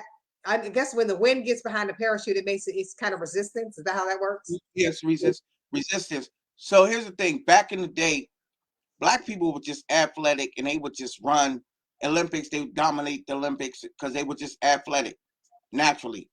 But the Germans started the plyometrics and all that, jumping over the hurdles, because when your foot lands on the ground, the faster you can pick it up is the faster you run. So when they do all these plyometrics and they do all these things where they make your body contact the ground and then explode up, that makes you a better athlete.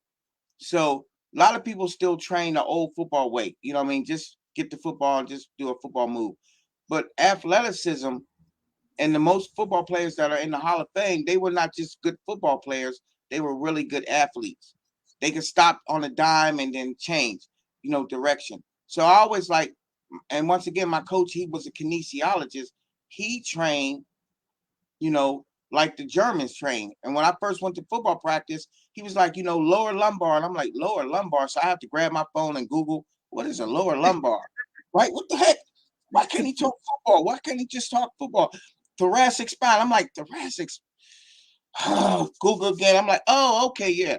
So the problem is not the problem, but you just don't want to be taught football. You just can't say, here's a basketball dunk. There's a reason you can dunk, because you can bend your knees and your ankles and all type of things that you do. So when he took me to Oregon, I realized they talk that way. That's why he was always talking like that. So they would break everything down. So the key to football or any movement is whatever movement they need you to do, strengthen and make those muscles more flexible, and you'll be able to do the movement. So like in the NFL combine for the running backs, jump cutting is like the main drill they want you to do. You got to be able to go to the line of scrimmage and run as close to the lineman as you can, and then either jump to the left or the right gap. that throws the defense off. So for that, we go through all type of movements. That's not really a football movement, but it helps them do the football movement better, if that makes any sense. You know what I mean? So when you see them jumping over the hurdles and all that, and standing from sitting in a chair, because usually you want to sit that low to explode your glutes, and it's all about the glute power and flexibility in your hips. You know, so because Wow, women I ask a lot of jump over those little hurdles. I'm good.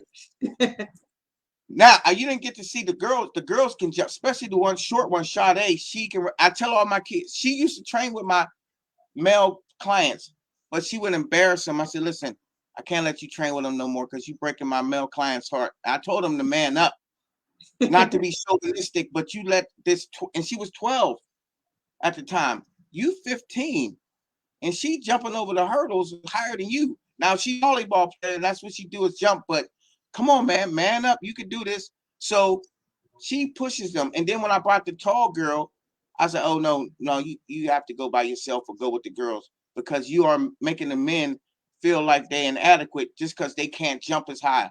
So I was like, football is competition, because men are get upset when another male, they can't jump as high or do as well. And I'm like, sometimes you just to say, this is where I am, but I'm moving up, not staying in the same position. Unless you're going to retire, you always stay. As long as I worked hard and I got better every day, every rep, you get better.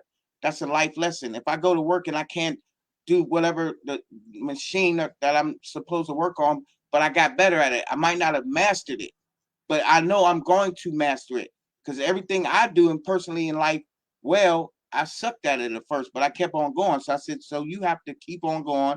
Life lesson, be better tomorrow, then be way better than you were tomorrow next week. So I said, that's the whole theory of life, is to keep getting better.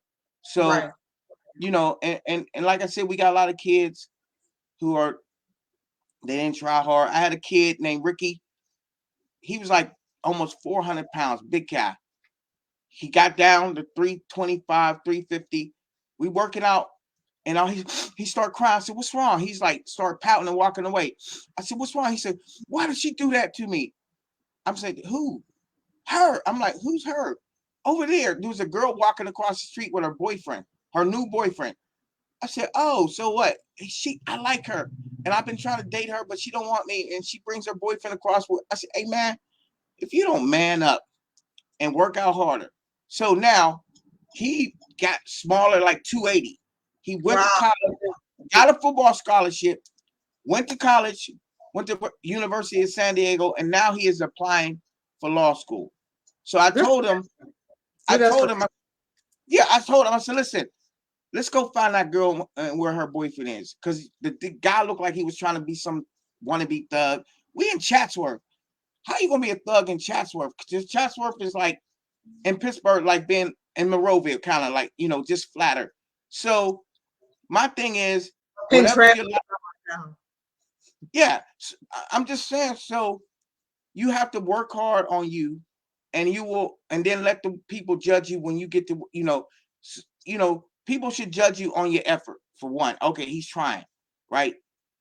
As he got better, he just kept getting better. He went to a JUCO, junior college, and then he transferred to San Diego's, you know, to University of San Diego. Now he graduated and he's going to law school. Good for him. Yeah, and I always tell him, remember that chick you was all upset about? Oh yeah. I said, let's go find her and see if she thinks or approves of you now, because you in shape. Because I'm like, damn, Rick, you know, Dad, Rick, you really got in shape. You lost a whole bunch of weight, and you know what I mean. So he's a good person, which is most important. He's a good person. All the teammates liked him because he worked hard, and now he's going to be a lawyer. You know what I mean? So I was like, that's what it's about. But don't let people throw you off, because that was outside across the street, and he was literally crying. I mean, a high school kid crying. I can't believe she did this. I'm like, wow. I was like, first of all, she can do what she wants. She ain't your girlfriend. And if she want to bring this little guy walk across the street, and the guy didn't know, he was just walking. He was walking with his girlfriend. So it's not like they said, no, let's go piss off Ricky. While he working, let's distract him and walk by him. But it happened. but you got to stay focused.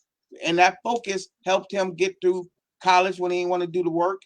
You know what I mean? But he kept doing it, and now he's going to be a lawyer. So I was like, hey, he's one of my biggest, you know, that I brag about because he really worked hard. And he wasn't. What type of lawyer did he come to be?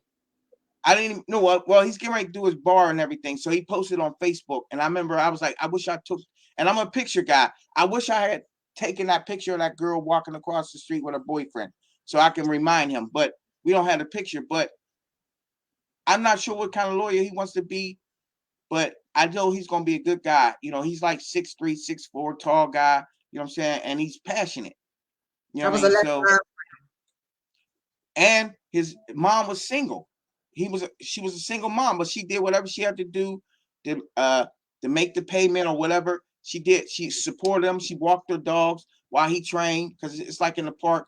So I always tell people, if you back your kids, they will find some way to really make it happen. Even if it seems like they don't appreciate it now, you know, as parents, we appreciate it now more than when we were younger. When our mom and dad tried to tell us stuff, okay, mom, whatever. We didn't always appreciate it. But as we get older, we say, that's what my mom or my dad used to tell me. This situation with my son I have to go through now. So now I'm like, okay, you appreciate it more, but the kids will appreciate it. Might seem like they don't yet, but I promise they'll appreciate it. So that's the main thing I always tell people. Just go all out for your kid. It's like we have an investment. You just had this young person. You got 18 years to make him something special or her special. You got to do whatever you got to do. I mean, I know you want to go to the club sometimes, but sometimes you need to put this money into your child. I know you want that new bag that everybody's rocking, but it ain't as important. Put it into your children, and then they'll bless you later. You know what I mean? And so I always just tell that's the thing, because since I had a kid, I ain't bought nothing for myself. You know what I mean? He young. He want this. He want the PlayStation 5. He want this. And they only want it for a week. It ain't like they're going to play for it. They play for something they really want bad for like 1 or 2 weeks. Right? So, but he played, you know, he went to Montessori school. That was expensive. I had to put money into that. I was like, okay, I got to pay. I don't know why I'm paying over $1,000. And he's just, you know, he's this young. So, you know, but it's what it is. It costs a lot, but it pays out. So fortunately, I have a lot of. So Ayinde, let's talk about. You know, I know the academy is in California. Let's talk about you know, parents. You know, I know it'll be, you know, what if parents are across, you know, on the East Coast trying to get over. Let's talk about how that transition would go for a parent that wants their kid to come to your school from the East Coast, or from not just the East Coast, from anywhere. How would that work? Well, right before COVID, the summer before COVID, I had like 5 Pittsburgh kids come. Their parents would call me, yo, what's up? They come out for the weekend. They'll come out for 3 days and we'll just train. You know what I mean? So that's what it was. I have a lot of kids coming from all over the country. They'll come train, you know, because I started a website. I have a website that's a membership site. So they get to get privy to all the videos and everything we do, you know, because people will call me. It's 6:30 here, you know, with 3 hours difference. Yo, what's up, man? I'm like, nothing, you know. I was like, what you doing? I said, I'm just waking up. Who's this? Oh, man, I seen your videos. I'm like, okay, cool. I said, but can I call you back in like 3 hours? Because it's like now it's only like 4:30. Oh, man, it's 7:30 here. I said, yeah, you know, Florida is a 3 hour difference. So we call, and he's like, well, I thought you was in Florida. I was like, nah, man, I'm in. I said, you know, 818 ain't no Florida. Oh, yeah, you're right. So then we would talk later, and then they make some type of way to come out. We make plans to come out, and then we would train. They'll come out for a week. Like I had a kid come from Hawaii whose dad worked. He does stuff in Hollywood every year for a week. So he comes that whole week. Had a kid from Detroit would come.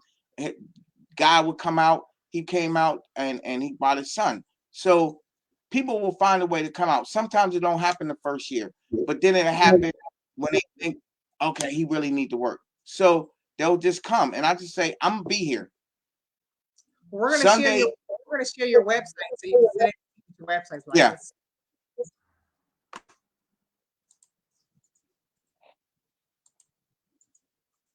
Hold on here. I gotta get it. Hold on.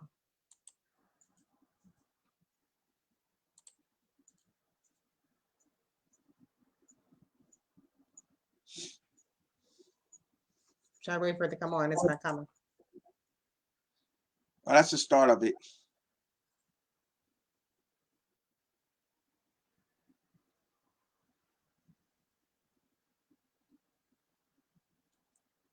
It's doing on a little funky thing, but it's showing. There you go. It's nice. Yeah. And it's a diverse group of kids too. Yeah, that day I just, it was like, you know, we was gonna do like I always do like a big day, and then a couple kids would come, like some of the, you can't see some of the kids in there, but some of them was popular that everybody knew was gonna come. So they want, like the one kid close to us, that's Sam Beast. He was like a LA youth football star, and then he went to St. John Bosco, and then now he's at then he went to New Mexico State. So I just was like, gave them all t-shirts, because you know we all had, you know, they all showed up, and I just gave them t-shirts, and we just rolled camera and we worked, you know. So That's nice. Yeah. That's what's up. I like the website. It's a lot of information. So, ladies and gentlemen, if you I'm gonna move that. So, ladies and gentlemen, if you get a chance, you can go to the website and check out the website and get some more information. And not only that, Ayinde is not just a football coach. Ayinde is also in music as well. So we do have some music knowledge to share with you guys. He's done music with Dr. Dre, the mailman out of the hill, and you guys know him. Tell us about some of the music, and I want to get into some of the music because this is positive vibes. Music today is so much different than what it was. What are your thoughts on the music today and how it's influencing the youth to do what they do? I don't know. I can say it's positive. I'm not gonna say be biased about it, but music has changed. Okay. What are you seeing it? Here's what I learned. We have changed, because when rap first came out in '79, everybody's like, "Why are you listening to that stuff? And that's garbage. And this is that. And this." It was all negative. So as we get older, we think that the generations before us, or the generation that's coming, is negative. But we have to remember what they thought about rap in general. All the R&B said that ain't no talent. They taking somebody else's record and blah blah blah. So I personally like some of the music. I don't necessarily like the so-called mumble rap, but that's what they do now. Kids mumble when they talk. So rap just it just duplicates what life is. So if you start rapping in Spanish or whatever, everybody will rap in Spanish. If we talk Spanish, we will be rapping in Spanish. So I tell people, you have to let them be creative, you know, because the next generation is going to be on something different. So the point is, rap started because young people wanted to express themselves, and everybody hated it. They didn't think it was going to grow into this big multi-billion-dollar business. So let people, you know, do what they do. Me personally, I started making music again. I hadn't made music, and people were like, "You still make music?" And I train a lot of celebrity fans. You know, like I train Mac 10's son. I train a whole bunch of kids. You know what I mean? So their dads were popular. They would start, "When you gonna make some music?" I was like, "I ain't made music since 2007." But once the whistling came to COVID, we really couldn't play football. So we couldn't play in August, and we had to go in January. So at that point, I trained a whole lot of kids. Everybody was training. This time we're going to train. We weren't in school. So one day I was like looking at the YouTube, and they were saying that the drum machines were this cheap. I'm like, $1,300? I paid $2,500 for my machine in 2001. Used, and then because everybody like Dre and Mailman, they would always get their drum machines hooked up like wood grain and get it painted certain type of ways like it was a car. So when I first came out here and I did my first beat for Puffy, I only got like 10,000. Not only, but I'm fortunate, $10,000. So half of that vibe went to my machine. You know what I'm saying? So I went and got me a machine because you know, and I remember I had to pick it up. I caught the bus to get my machine with a $5,000 in my check in my pocket, like, yeah, hoping somebody say, "Ah, how you on the bus?" And I wanted to pull out my check I got $5,000 check. You know, I don't know why I was feeling so goofy like that, but I got a little Hollywood. There's a such thing as getting Hollywood. It overcomes you where you're like, why did I act that way? But I went to I cashed my check, took my money to Farad, got my machine hooked up. But now you don't even have to do that. You don't need speakers. It's called a standalone, which a Kaya makes a drum machine where you could just set it down. It has a speaker. It does everything. So with me, I've been around so many kids and they listen to so much music. The music I make it has a bounce flavor, then it still has a hip hop flavor, East Coast flavor. Because I lived everywhere. I lived in Pittsburgh, where I grew up. I went to school in West Virginia. I lived in Virginia Beach when I was with the DJ for Albie Silk, who used to be on Memo. I lived with him. So I lived a lot of places. So all the places I live is what I put into my music. I don't try. It comes that way. I always say, I'm going to make this type of beat, and it ends up what I make. You know what I mean? So what I make is what I have, you know. So, and I don't really feel pressured. Like, I got to make a beat so I can get a car. I already make a good living. I already have a car. You know what I'm saying? So I just make what I feel. So artists, when you get to the point where you make what you feel, then you're starting to embark on you being a greater artist. You know what I mean? So that's what I do. So if people don't like it, I'm like, okay, no problem. I'll make more beats. It's not like what you say is going to stop me. You know, so you have from like you created. You have a beat that that we're going to share with them today. But I have a throwback first. You ready for the throwback? Okay.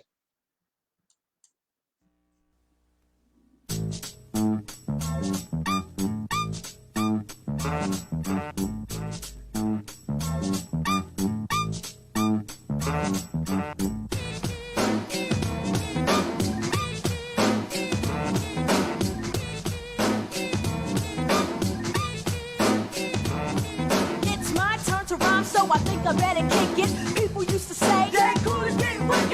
But now it's Selenius, down with the misfits, your nitwits. Go to the back and grab the biscuits, it's me. Mischievous and sugar free. When you're through with the mic, you can pass it to me. Cause I got rhymes out the back of my moon. My favorite food's fish, my birthday's in June. The 24th day, year 7-2. My mom's always told me that I shouldn't drink brew, but I do. That's when I gave myself the boot. Won't go to the store if I don't got the loot.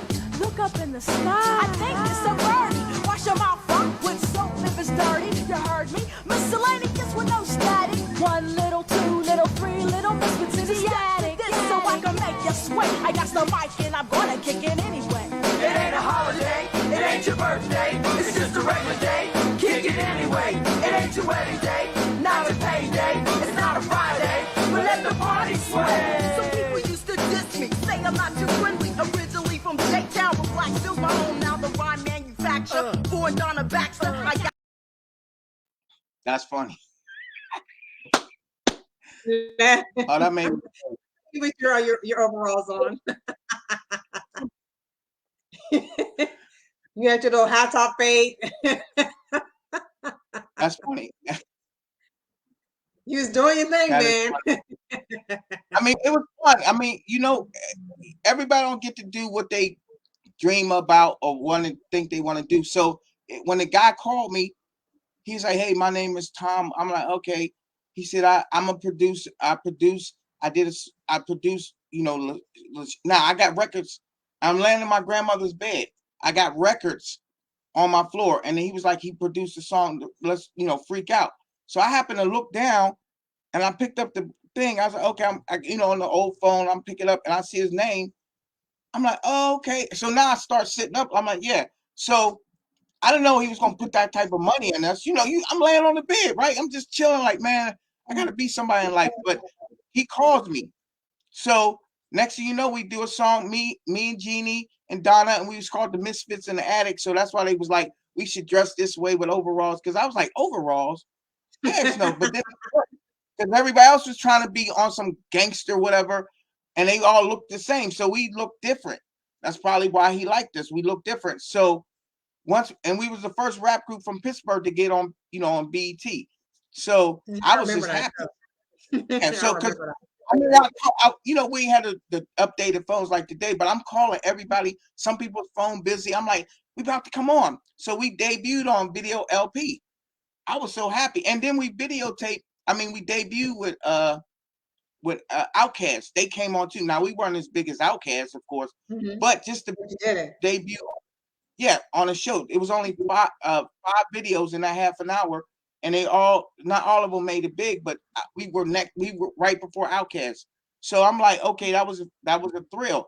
Making the video was a thrill. We So are down you at in contact with the young ladies that you were in the video with still?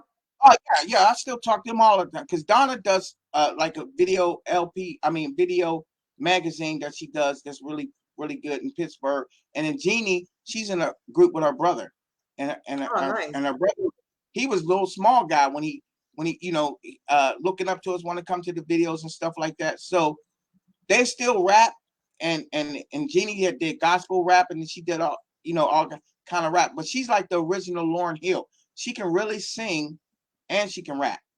You know what I mean? So that's, yeah, you know, and so it was pretty good making the video. A lot of people came down. Pittsburgh came down. Now, we always got to get Hollywood, like I said. So I was looking in line trying to find every girl that dissed me that didn't like me. So I was like, oh, you want to be in my video, but you want to be my girlfriend. But I didn't really see that many. It was fun. We did the video, and, you know, I always have something that shows on. I showed my kid. He laughed. That ain't you. I said, that's me. That's you. Ugly He jeans. is too That's funny you. too. Yeah, he's like, that's you in ugly jeans. I said, yeah, that's called overalls.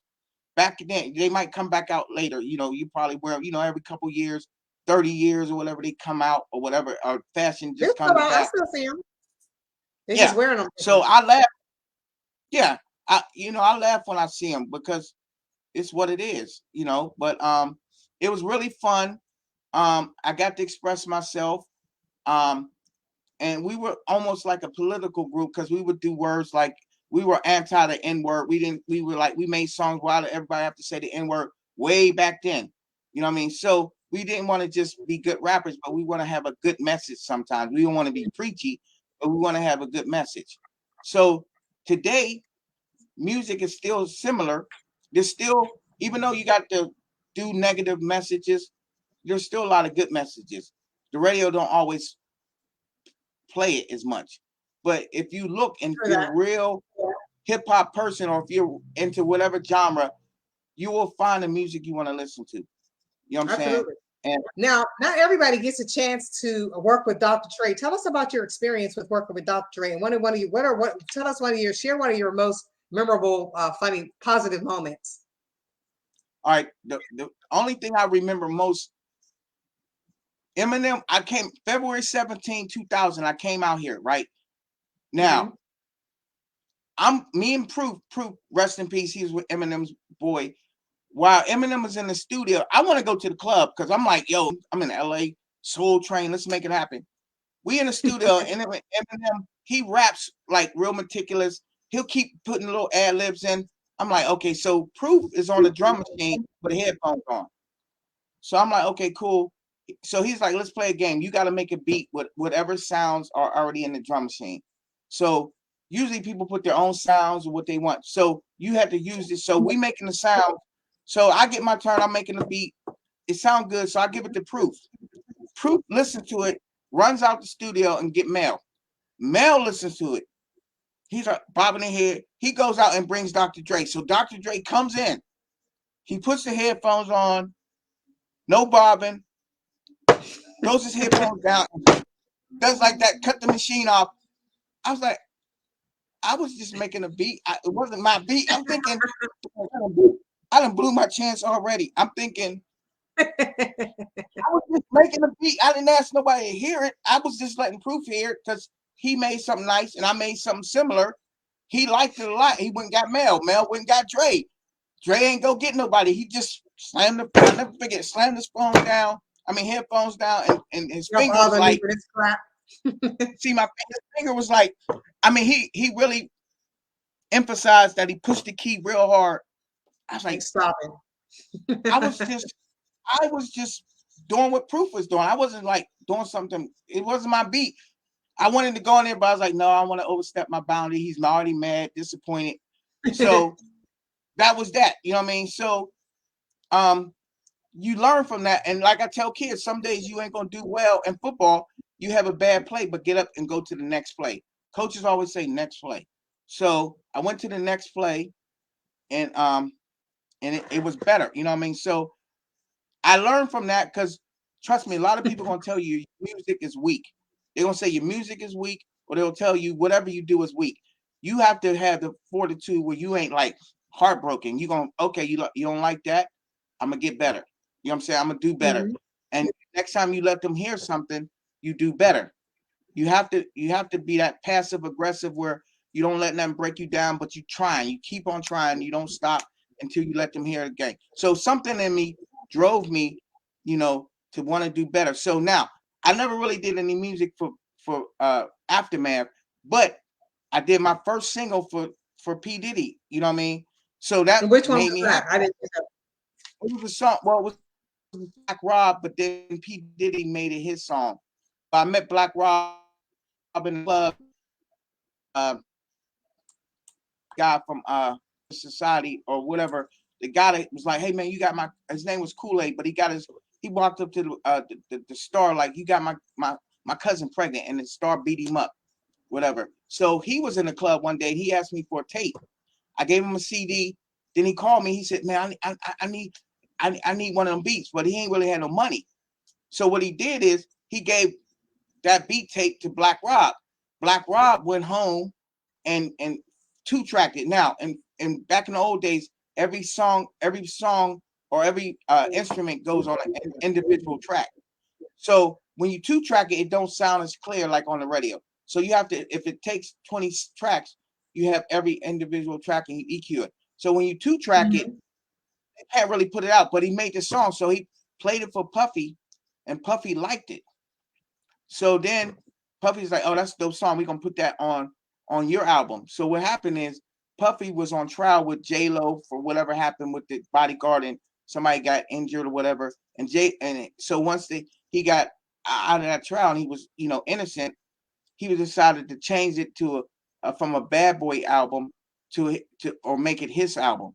So I was like, in just one song, my song list went up to Who You Work With, Black Rob, to now Black Rob, P. Diddy, G. Dep, who's now like doing other things.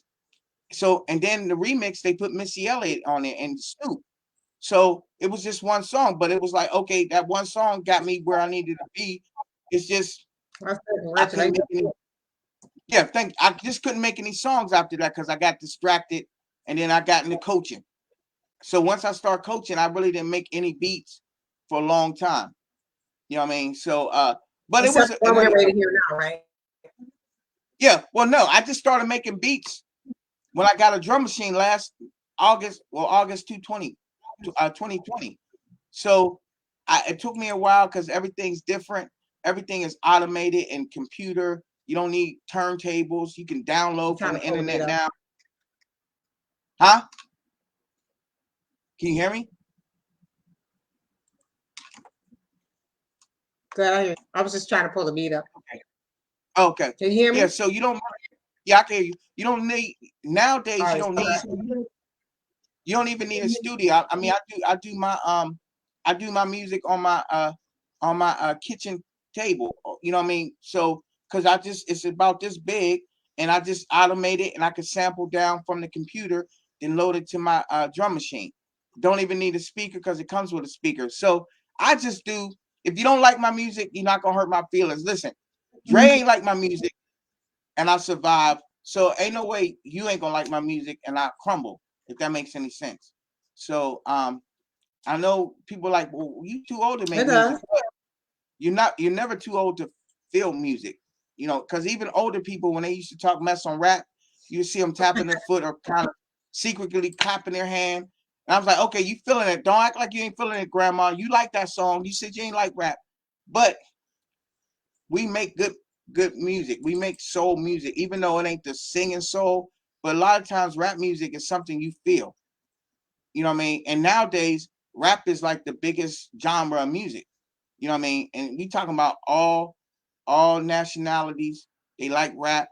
When I went to West Virginia, I remember we would be under the tree. All the black people would be under the tree, and it would be some non-black person riding by with his car with a loud song that we all like, and we were all like, "Damn, you know, Dad, he's playing my song." So nowadays it's like, you know, everybody, you know, even like when I train people, like, you know, they drive by and they play the music, whatever, you know what I mean? So me, I always play music for my kids. Like when we take our rest, okay, now we resting real quick. You got 2 minutes. Let me know what you think about this music, and I'll play it because I taped it on my phone, and I'll play it on, you know, and they like it or not. So if they don't like it, why don't you like it? What do you think you need to do better? And then that's how it works. And then, like I said, I just submitted a beat tape. A beat tape is when you put all your beats that you want them to hear on you know, on a tape. Now it ain't tapes, it's just on the computer, and you send it out to people. You know what I mean? So quick question. We're gonna get back to it. I want to talk about your I want to talk about your Run to Daylight. What inspirations, or what would you say? Because you know, kids start. Wait, your beat is coming on now. Of course, we'll talk over your beat. So, what are your aspirations regarding kids that want to go into an academy? And this is his beat playing in the background. If you guys can hear it, can you hear it, Ayinde? Yeah, I can hear it. Okay. So we'll play this over while we're talking. I'm gonna try to do it without rapping. So the main thing is,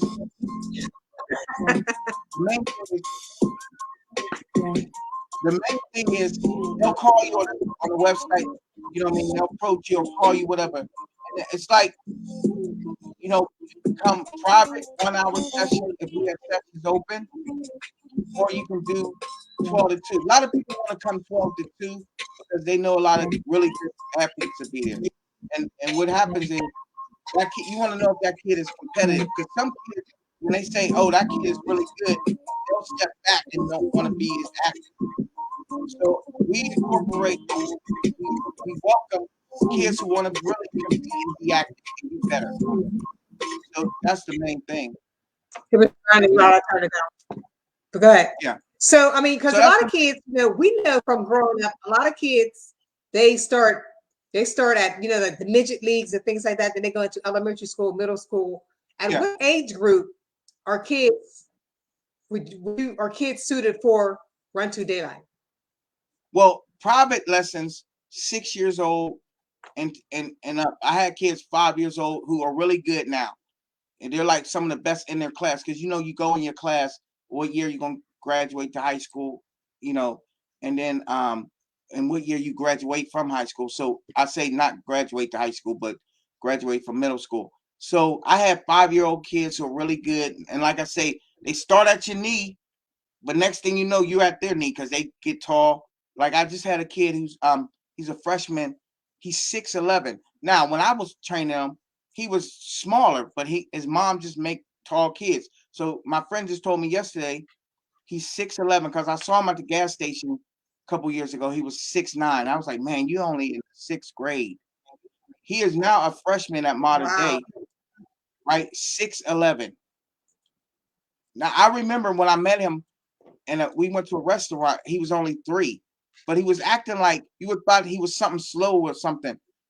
But because he was a big kid who was only 3, so the waiter was looking at him like, "Why is he acting like this?" And I kept thinking he's only 3. And I walked to the bathroom. I told the guy he's only 3 years old, so don't think something's wrong with him. And he's like, "Oh, okay," because I was wondering. I said, "Yeah." So that kid from 3 years old now is 6'11". So, you know, it's like that. It's so when kids come, I say, listen, it costs this. It's $75 an hour, but sometimes people can't pay that, so we'll work something out, whatever, no big problem. You know what I mean? So there's payment plans available for parents who can't play. Not really payment plans. It's love plans. I always got the love price, whatever you say. So it just depends. So you either pay $75 an hour or $600 for 10 sessions. A lot of people do the 10 sessions because they want to keep the kid on a schedule.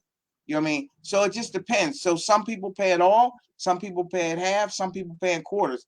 I didn't do this for money coaching because I make a lot more money doing music. You know what I mean? So, so it didn't really matter to me. So I was like, long as you get him there and he can fulfill his dream.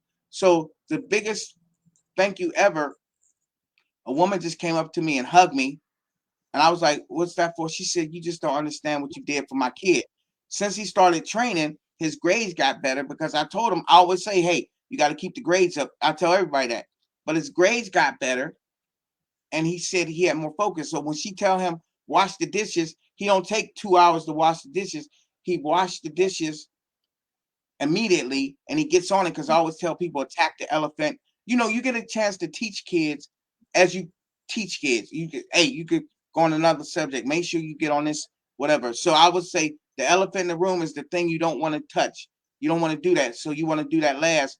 You should always do that first. Get it out the way. So now he would wash the dishes first. He would be organized. He learned he asked her, how do you organize the dishes, whatever. So she's happy. So when she hugged me, I could feel the power from her as if when I was in Virginia and I heard somebody play my song in front of 18,000 people. I never felt so exhilarated. I was like, man. So at the same time, when this woman is hugging me, like, thank you so much. You don't know what you did. I'm like, I don't know what I did. But she told me. That made me want to multiply her hugging me and being thankful. And dads who come up to you and give that hard handshake, like, man, I appreciate it. Multiply that. So it just made me want to just keep helping kids get better. So all they have to do is contact. Yeah. So, I mean, it's a great life. Now, I'm not rich as I want to be, but I can do that later. You know what I'm saying? But my kid. But you're rich in heart. You're rich in heart. Yeah. So, everybody thinks money wise, but I'm like, that ain't always most important because sometimes I could hit the lottery and you could die the next day. Where you at? You know what I'm saying? So I always tell people I'm rich. Now, Zion and Carson like it because all the clients always bless them. I have clients that gave them like $500 money orders or whatever, for a car. You know how you put everything on a car just because it's Christmas or it's whatever holiday or their birthday. So they always get blessed. They've been to Disneyland because one client, I have a lot of wealthy clients and clients who really are in the business or work, whatever genre. So God gets Disneyland tickets. They go to Disneyland. You know what I mean? We just went to a football game. We went to the Chargers game. We went to a Lakers game. So they benefit because people are, I guess I look out for their kids. I guess they'll look out for my kids, how that works. You know what I mean? And when you bless others, you get a blessing in return. I learned that from Pastor Parker. The first church I went to when I was out here, like in 2003 or whatever. I learned that from him because I gave some woman, like, we were going to get suits. She was like, when I get my hair done, she was talking to a lady in the church, I'm going to pay you so I can get my hair done. So I was like feeling myself. So I gave the lady $50 and said, hey, here's the 25 she owe you. And here's 25. Can you get her hair done? That was all I did. I didn't, so my pastor didn't know about that or whatever. So we go to get suits because I'm trying to wear suits now because everybody wearing fly suits and I'm tired of wearing Levi's or whatever, the church or whatever. So I'm like, okay, I go to get the suits. So look, now the church wasn't no uppity, you got to wear this or what. You come as you go, you come as you come, whatever. But I just wanted to wear suits. Huh? Yeah, come as you are. So I go pay for the suit. My pastor was like, what are you doing? I said, no, I'm gonna pay. No, I got you. I'm not gonna bring you out here and have you pay for it. And I kept thinking I paid for that $25 for her hair or $50 for her hair and $25 to pay what she owed and $25 to get her hair done. It was only $50. My suits were way more expensive than that. Now, I felt cheap, like I should have paid for more hair to get done, right? But the reality is sometimes when you look out for people, God finds a way for people to look out for you. So I was like, okay, so now with kids, I mean, I always go hard with kids. I love kids. It ain't about the price. I want my biggest thing is to see them make it and they come back and tell you how much they made it how much they appreciated what you helped them do in life, or you motivate them. If you leave just one thing, you did your job. So I was happy. So that's the main thing. Like I said, a lot of parents, they'll come back and they'll be thankful, you know what I mean? And then, you know, like one guy just told me the other day, he was like, hey man, I couldn't pay for it because something happened in his house. He rented houses and the person wouldn't get out of his house, so his money was tight. I said, man, just get me when you get it. I mean, I can care less now. You know what I'm saying? It ain't gonna really break nothing, but the kid is really talented. Because when kids get talented and they get on that stream, don't get them off the stream. Let them stay on that road. Because I had people in the past, they would do 10 sessions and then they wouldn't come back. And I don't see them in 3 years. And it's like, I felt like we were starting all over. You know what I'm saying? Like the kid just got everything. Yeah, you know what I mean? Because athleticism is things happen, especially with things happen, you know. But I always say, listen, things happen. When you ain't working, somebody else is working, they're gonna get better. So let's work. Whatever financial things you gotta worry about, take care of that, and then hit me on the back end.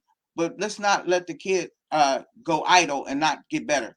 That's my honest truth. You know what I mean? It's a blessing to do what I do, and I get to see kids make it. Like I had a cable channel that was out here. So AT&T, but they didn't have the West Coast football network.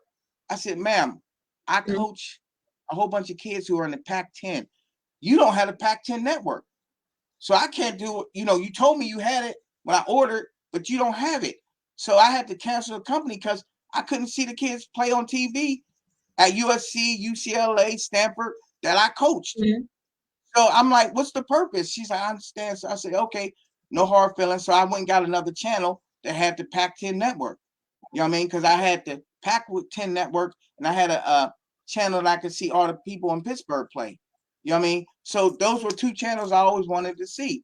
Because to me, it's like the greatest feeling when the kids make it. You know what I mean? And they are, and kids are real true. When they say thank you, they ain't saying thank you just because it's a euphemism. They just trying to blow your mind, say thank you, but they don't really mean it. They really mean it when they say thank you. They're not mature enough to fake it. You know what I mean? Kids don't really fake their feelings. They tell the true feelings. So that's why I appreciate young people, and they you know, and they love what you do for them, and then they take that love and they really go. So Yinde, if someone wanted to be a sponsor for your organization, is there a way on your website that they could you know, look for being a sponsor? They could either call me 818-6. I feel like that one pastor. It's 818-602-9722. They can call me, or they can call check the website. All the information's on there, and they could come out. You know what I mean? If they want to come out, bring their son. Because sometimes, like some guy helped me with my car. I was, hey man, listen, if you got a kid, bring your kid. He can work out. It don't cost you nothing. That's our trade. I appreciated what that man did for me out of his heart. I said, we'll exchange, you know, and this kid played football, so he came to the camp. You know, he wasn't a running back, but he got more athletic. You know what I mean? So I'm always thankful. If you do something for me, I'm definitely going to do something for you. You know what I mean? That's just how it is. So if people want to donate or whatever they want to do, they can always contact me, or they can contact the website, you know what I mean? And numbers on there, information, and just say, hey, whatever. I appreciate it, you know.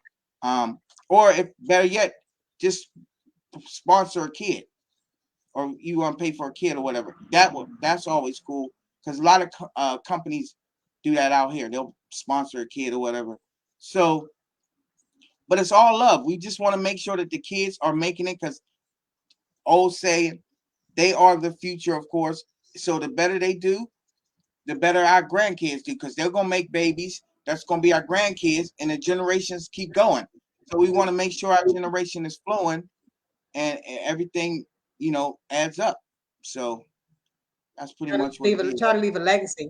Now, one question I have is when parents sign up for the Run2Daylight, you know, does the equipment come with their when they sign up, or is that something they have to get separately?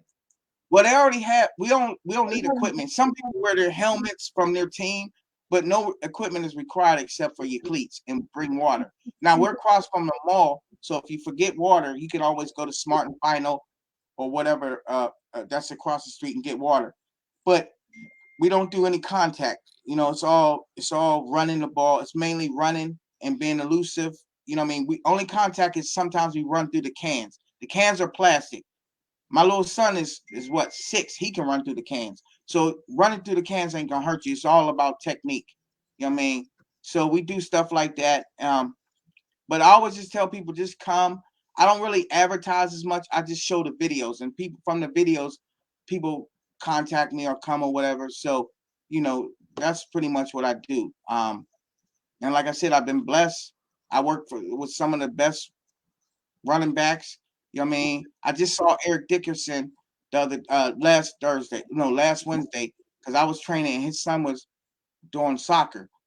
And I was like, yo, man, you are one of the best running backs ever. You know, he's 6'3", tall guy, not even a kid, but he tall. And I was like, I teach a lot of tall running backs to run like you. So, you know what I mean? So we laugh and we just, you know, it's just a good thing. I'm just blessed that I can make that happen. And you know, I go to sleep. I sleep well. I'll be tired, but I sleep well knowing that kids are really getting better and going and getting scholarships. You know, so Now, what days are your what days are your you know, your camp on? Is there certain days that it's on? well, it's every Or day. is it Saturdays now or what? How's that? Well, the schedule is like I have an 8 o'clock Saturday, 9 o'clock, 10 o'clock. Saturdays is all individuals, 1 hour individual, unless there might be a group come. And then Sunday is I start at 8 o'clock a.m., 8 o'clock to 9, 9 to 10, 10 to 11. And then I have a 12 to 2 group. The reason I have a group session is because I did all privates. But one day I had a kid named Sean McGrew who was at St. John Bosco. They the #1 team in the country. So when he came, I invited all the other private 1 hour sessions. When they came, they just happened to be that type of kid that, oh, that's Sean McGrew. I'm gonna show Sean McGrew what I can do instead of playing the back and being shy. So once they had that session, it was like one of the best sessions I ever had. So the next week, the mom was like, my son enjoyed it so much. He kept talking about that. Can we do that again with Sean or whatever? I said, well, let me ask Sean, and then let me ask the other parents. Meanwhile, I hang up, another parent texts me, my son has so much fun. So that would be nice when we do it again. So then I called all the parents and said, listen, can we go 12 to 2? The second hour will be free. So it's not like the second hour comes out the total. So all the people came and it was really good again. So I was like, well, I might as well just make a 12 to 2 session, because what happened is it's only so many hours in the day. So at the time, I have 8 to 9, 9 to 10. I was going to 5 o'clock. I was tired by the 5 o'clock session. I was out there like, come on, one more rep. I was tired. So I was like, how can I? So business people was like, be smart. You're going to have to consolidate one of those sessions, make a group session. So I was like, okay, this is where I make the best. So if the kid is really talented or not talented, long as he tries hard, he can come 12 to 2. You know what I mean? And he'll get better. So we've had kids who weren't that good, but they'll train next to Raleigh, and they'll say, hey, I can be good because he's good, but he's better than me. But if I keep working, I'll be just as good. You know what I mean? So that's the whole point. So like one year I had a couple years ago, I had Keith Smith. Yeah, Keith Smith, he played for the Raiders, and now he plays for the Falcons. He's a fullback. He came to the session. He came late, and he parked his Range Rover across the street. I walked across. I said, hey, listen, they like wolves. They mad because you're a little late, and they ready to go. So when he walked across the street, they was like looking at him like, okay, we don't care who you are, but it was a funny type of thing. He said that was one of his best workouts because they was challenging him. Everybody was like, no, I'm going to go. So the next funny thing, and it was like 20-something kids there, whatever. The next funny thing, J.J. Taylor came. Now, J.J. is 5'5". He's at Arizona, going to Arizona. I had never had so many short kids at the camp that time because a whole bunch of short kids look up to JJ Taylor. He's 5'5". So we had kids 5'4", in high school, 5'3". They all came to the camp. They all want to see, how can I be JJ Taylor? He's only 5'5". I want to be good like him. So that time it was like almost 40 kids came. You know what I mean? To my old camp, 40 kids is nothing because I had 50, 60 kids. But to your academy was not invite only, but it's smaller. A lot of 40 kids is a lot, but we got a lot of work done. In 2 hours, we was moving.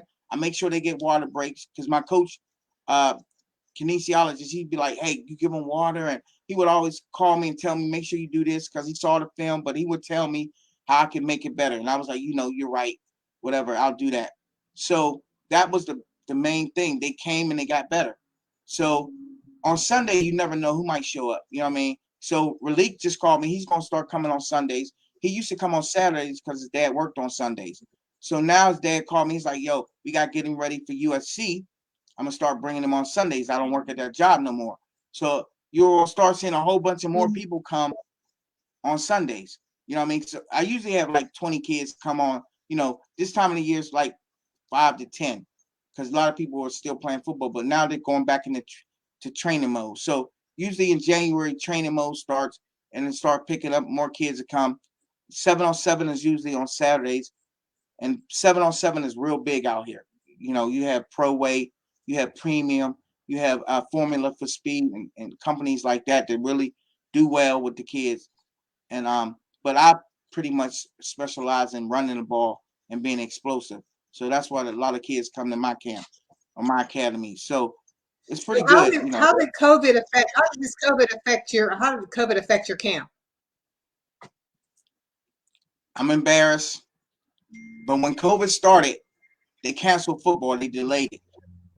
I made more money than I've ever made in my life in 2020 when everybody else was struggling. I felt bad, but everybody was. I was almost overwhelmed. I was like, "What are you doing?" I'm asleep because I would sleep as soon as And one time when the Steelers, I would miss a couple Steeler games. So I would come home and they would play at 5:00, which they would play that 8:00 to East Coast, but it would be 5:00 here or whatever.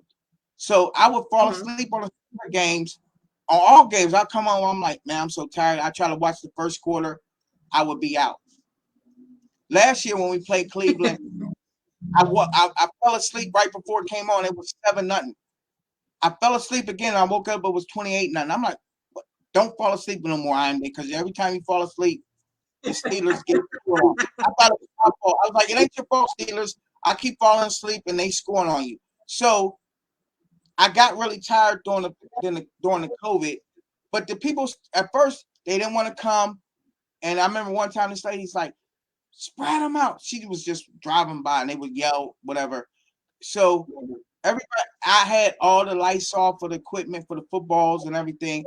I had hand sanitizer. Parents would bring hand sanitizer, but we worked. You know what I'm saying? We nobody got COVID or whatever. So people would come. Now, I moved to another field where I'm at now, and then people weren't out. I was the only one out there. But then people kept saying, "Well, listen," because during COVID they kept saying only 10 people, spread them out. Then during the week they would change the rules. I'm like, "Well, you said 10. I got 10 people spread out." Matter of fact, I only had 5 people. I was like, "I'm gonna just do 5." So what happened is when people start coming on Saturday, I had to make it, a Saturday session because everybody wanted to come on Saturday. So I did 12 to 2 Saturday. I had more people. I spread them out. But Chatsworth is one of those cities that didn't care. So people start coming out. They start walking. Everybody start being active because COVID, people said, "Well, if you stay in the house, your immune system breaks down," right? Because we are like moving parts. Oh, they say this, we do that. Then they say do this, then we'll do whatever they say. So more people just start coming out. So people start saying, "Oh, I got a son," so they want to get trained. You know what I mean? So I would train their kid or whatever. But it was just one of those things where everybody was trying to fight to be healthy. I'm talking about old women walking, older women.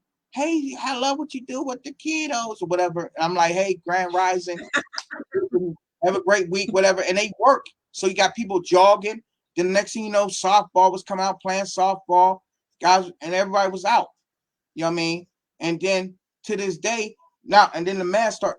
People didn't have masks, but now everybody wearing masks. You know, everybody got the point they wear a mask.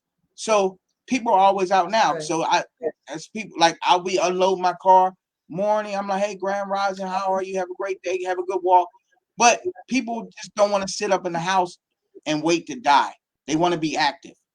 You know what I mean? And a lot of people are active. So parents will come.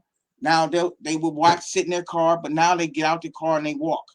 You know what I mean? So everybody's getting in, being active. You know what I mean? And then there's some parents. Is being vaccinated a requirement? Not well. I'm vaccinated and got my booster, but it's not a requirement. And if you want to wear a mask, wear a mask. You know, fortunately, we haven't had anything, any issues. You know what I mean? But a lot of kids wear their masks. You know what I mean? And I just say, come as you are, but please don't bring your kids sick. Parents know if their kid is sick. You know, because if we practice on a Sunday or train on a Sunday, he's gonna be sick by Friday. You would know. You know what I mean? It's not like he's gonna get sick 12 o'clock at Saturday night. You know what I mean? And come Sunday. We just been fortunate. And like I say, because one parent, the tall girl, the parent, she wanted me to wear a mask. I was like, no problem. You know what I mean? And I wasn't even vaccinated then. So that so I wore a mask, whatever. And then she wore a mask, and we just worked. And she went to UC David. She's in college. So we just worked, you know what I mean? And and like I said, I've been fortunate. So I prayed that I'm fortunate. I've only had one kid hurt his shoulder one time, but it was just because him and the guy didn't like each other, and the guy tried to hit him with a pad. We were doing just like half-speed forearm drill, and the guy really hit him hard. And I was like, hey, what are you doing? So I kicked him out the camp forever. But the other kid, he broke his collarbone. But that was like in 2009, like when I first did the camp. So since then, nobody's ever been injured. We stretch well. We stretch before, or dynamic stretch before. We dynamic stretch after, real quick. And then we always, ended it with a Run2Daylight. You know what I mean? So we do stuff. Well, let me know when you do the football moms. I might come out to Cali.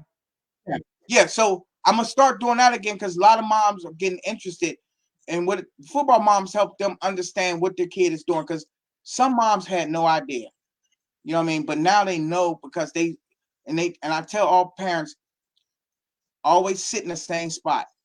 If you can sit on the 40-yard line, because when kids play football, they look for their parents. Now, if he got to look all over the stadium to wonder where you at, he's gonna be distracted. He can't do what he can do, what he needs to do. But if you know you always sit on the 40-yard line, row 5, whatever, somewhere close to that, he can find you. And then because parents, especially dads, not moms, dads like to tell the kids stuff during the game.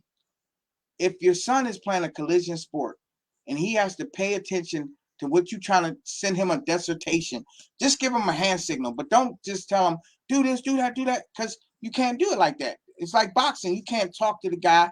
The boxer don't turn and look at the corner. He looks straight and they can yell out commands, but it's small and intimate. Football is big, so you just can't yell out commands like he can hear you and then watch you and then get run over. So when you see him, give him a hand signal, a quick hand signal. People do. Because dads like to yell and give commands. Just give him a signal, high and tight. I mean, you know what I mean? Don't just be like, blah, blah, blah. Because I had one dad that was trying to do that, and his son missed the tackle, and instead of getting up and chasing the guy, he looked in the stands. And his dad had the nerve to talk to him. You should have did this. I'm like, after the game, I said, can you let your son play? Don't distract him. He missed the tackle. He should have got up and made the tackle, but he looked at you. You all the way in the stands. The kid is running to the touchdown. What good did you do for him? And, he was kind of, I said, but it's going to be that way or you just can't play. I won't play you, son.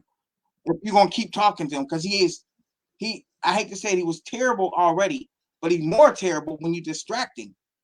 I can't make him better if everything you want to do everything for him. You have to let him be a male athlete, female athlete, but he has to stand on his own, and you teach him certain things. But as far as his equipment, you can help him with his equipment, but teach him. Yeah, let us coach. So I had good experience with. I didn't really have too much with parents and youth football coaching, and then now with training, parents pretty much do what you tell them. I always say, listen, the more you know, I can help your son. What does he want to work on? I'll do my own testing, but you might have some insight. If you have insight on how to motivate him, that's helpful.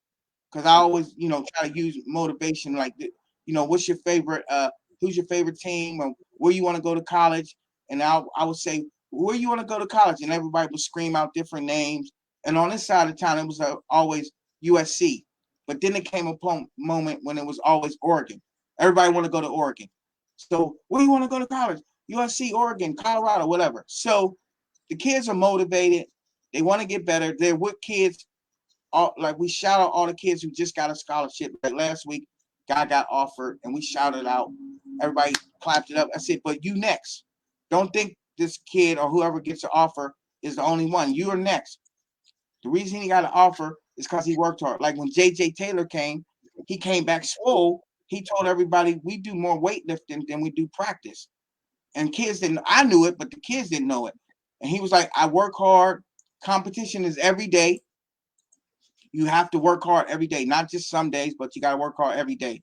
So, we always trying to get it better, the academy, but I've been fortunate that people who participate with me, the parents, the kids who went to the camp and got better, they all buy in and it works, so I'm fortunate for that. And my little Zion, he like I said, he's 6. His brother Carson is 10. They play flag football. So I coach flag football. So it's the same thing. We didn't win every game, but we had lots of spirit and they really tried hard. And that's the main thing. I always tell people. Good. Well, you know what? It is time to go about here. I want you to leave a positive vibes, and I do want to open the opportunity for anybody that you see fit on your team that would like to come on the show and talk about their experience with Run2Daylight, because it's always good to have the coach on here. But let's get a child on here to talk about his experience and how he learned and how he grew. So we can do that whenever you talk to the parents or talk to the kid. If he's available, let me know and we'll get that started up. Yeah. I mean, the only positive thing I would say is don't stop in life. That's a general. I don't care if they tell you you're the worst rapper ever. They told Kanye West he couldn't rap, but you see, he became one of the biggest rappers. So if they tell you, I told a kid one time, I was like, man, you are slow. You're the slowest black kid I've ever seen. He's like, oh no, I ain't, coach. And then that was his 6th grade year. By 8th grade, he ran track and he ran track, and then his last year of high school, he was at the Nike Invite. He won the Nike Invite fastest man. And I told everybody, I said, I was joking, saying he was the slowest black kid I ever met. And he was like, no, I'm not. And now he is one of the fastest kids I ever met because he worked hard. He ran track. Right? Because I didn't know psychology. No, but it was the truth. But he was way down at 40-yard line. I didn't know who he was. So when he ran, and my camera, I said, what? I said, oh my God. I said, I apologize. It was years ago, but his dad had him in track. His dad knew he was slow. He had him in track and he kept getting better. You know what I mean? Zion and Carson's brother, Dallas, he was average. And then he got tall. So he moved from wide receiver to cornerback. His mom was like, cornerback, you're a running back coach, and I'm paying for wide receiver. Why is he going for cornerback? I said, listen, am I the football guy or you the football guy? I said, listen, the NFL is going to taller people. They want taller cornerbacks because the wide receivers are so tall. I said, so play cornerback and you'll go to college. His mom didn't like it, but we did it. He ended up getting 10 scholarships. He ended up going to Iowa State. You know what I mean? So don't quit. It don't matter what somebody tell you. It might be true at the time, but time is only that time, right? It doesn't mean the next time it's going to be the same. You know what I mean? So if you want to be better, or if you want more in your paycheck, then work more hours. You know what I mean? If you want to get better, work harder. You know what I'm saying? And get better. But nobody can define who you are but you. You have to decide, I want to be better. You're not strong, get stronger. Hit the weights. You're not fast, run track, get faster, or whatever it is. So that's just a life lesson, you know what I mean, that I try to teach the kids to just do better. And they, like I said, 50 something, almost 60 now kids going D1 that I work with, you know, I'm just proud that they all worked hard. Now, some of them ain't even playing football anymore, but they done got into doing other things, but they use the same type of fundamentals to do well in the new, whatever they trying to do. Whatever that new is, you're going to have to really express yourself, go hard, research, and find out how to do it. And then also meet new friends who can help you get better at it. You know what I mean? Befriend the guy who's doing well at your job. Don't just hate on him like, oh, he think he all that. No, get to know how he's doing it so well. You know what I mean? So you know what, Yinde, I want to talk about, let's talk about the kids that are in the growth spurts. What things should they be doing? Because, you know, kids, I guess, in between the ages of 13 to 14, 15, they have those growth spurts. What things can they do at home or when they go outside to help them with their growth spurts, help with their growing bones and stuff like that for football? Growth spurt is always a God thing, whatever DNA he gave you. But a lot of kids start off small, and then by the time they get puberty, they get bigger. So what I always say, I don't really worry about the small kid. I worry about the really big kid who dominates because he's bigger. But once he gets 16, he stopped growing, and all the other kids pass him up. So then the parent, because it's always parents who really arrogant. My kid is so good. I mean, I've seen the worst. But when their kid is good, I always would tell the other lady or the other man, don't worry, let him just be obnoxious about his kid or whatever. If his kid ain't really that good, he's just bigger. He's stronger. So he's like a 8th grade. He's like a 16-year-old playing against 13-year-olds. But once they all both get 16, that kid is same height. But the other kid who was small is getting taller. And the reality is this: Barry Sanders was 5'8". J.J. Taylor is 5'5". He's on the New England Patriots. He didn't worry about height. I'm pretty sure he worried about it, but he worried about getting better. He's really quick, fast. He's strong for his height, you know what I mean, for his size. Just get better. So there's no way you can really get tall. Usually you take off, you know, most black kids take off after their mom's height side of the family. You know what I mean? So all you can do is drink water and stretch. Now, stretching ain't going to make you tall like they try to tell you on TV and sell those products to you, but just stretch. I tell kids, make sure you stretch your hamstrings, stretch your groin, stretch your hips, and move your ankles around. That's going to make you a better athlete, to move better. Then if you get taller, you get taller. If you don't, and you're only 5'9", you're still going to be a coveted athlete because you're quick. Every kid has a superpower. Some kids are fast. Some kids are slow. Some kids are powerful, right? But the kid who's only just power and strength is okay. But what if you're only more powerful because you're more mature? But when everybody gets mature, you ain't really as strong no more because you can't just be, you know, I had a kid who was 5'7". He got the, and then I had another kid 5'7". They both played on my team. Now get to high school, the one kid gets to 5'10". The other kid, Johnny Wilson, he went to Arizona State, just transferred. He gets to 6'7". So Johnny becomes one of the best wide receivers at Calabasas in the country. The other kid, wow, he's not even playing on the varsity. We don't have a position for him. He stopped growing. You know what I mean? So sometimes I'm saying you just have to work. You know what I mean? Like Dallas wasn't that good, but I got him the best trainers. Now I trained him a little bit, but I could afford to get him the best DB trainers. So we got the best DB trainer because not every trainer is good just because they train. We got the best trainer for him.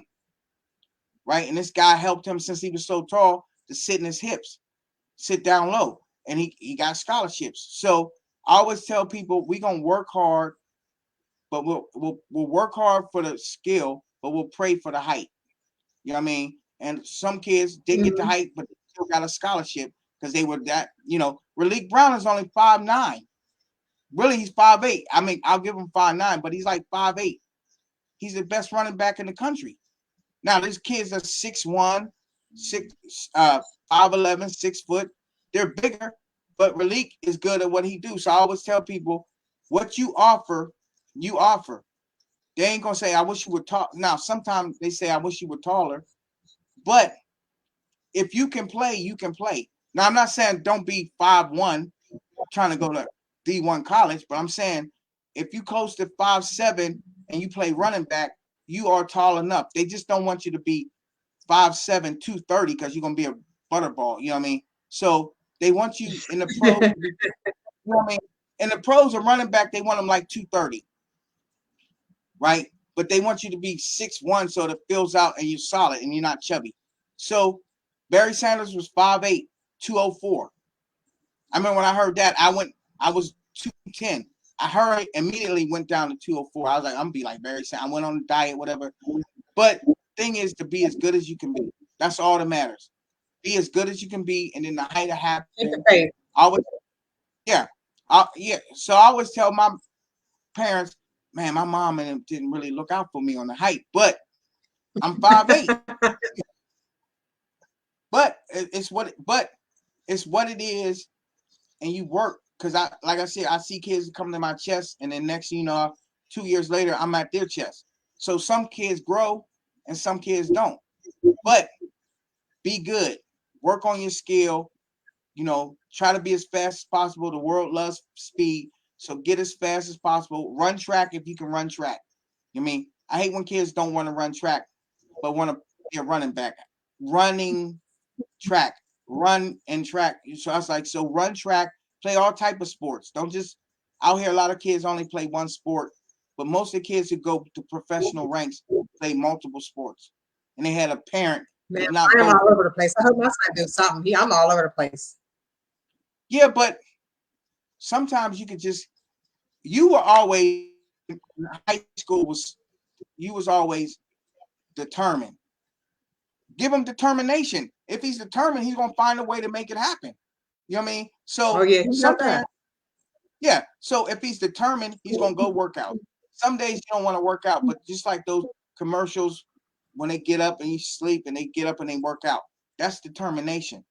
His determination, look, he go to practice, but he ain't doing it as well, but he's determined to find a way to make it happen.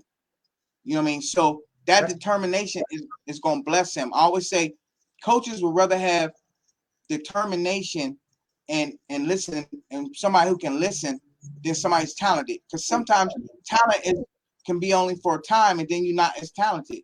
Like a lot of kids were really good, but then when other kids start getting better, they never had that competitive spirit, so they don't even compete no more. Then they end up the parents take them off.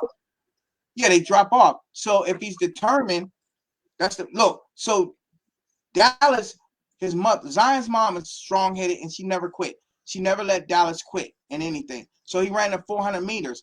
His style was he would let the guys in front of him, they might be leading by a couple meters, but he would always catch them at the end. So his sophomore year, he had the fastest time in the country as a 400-meter runner.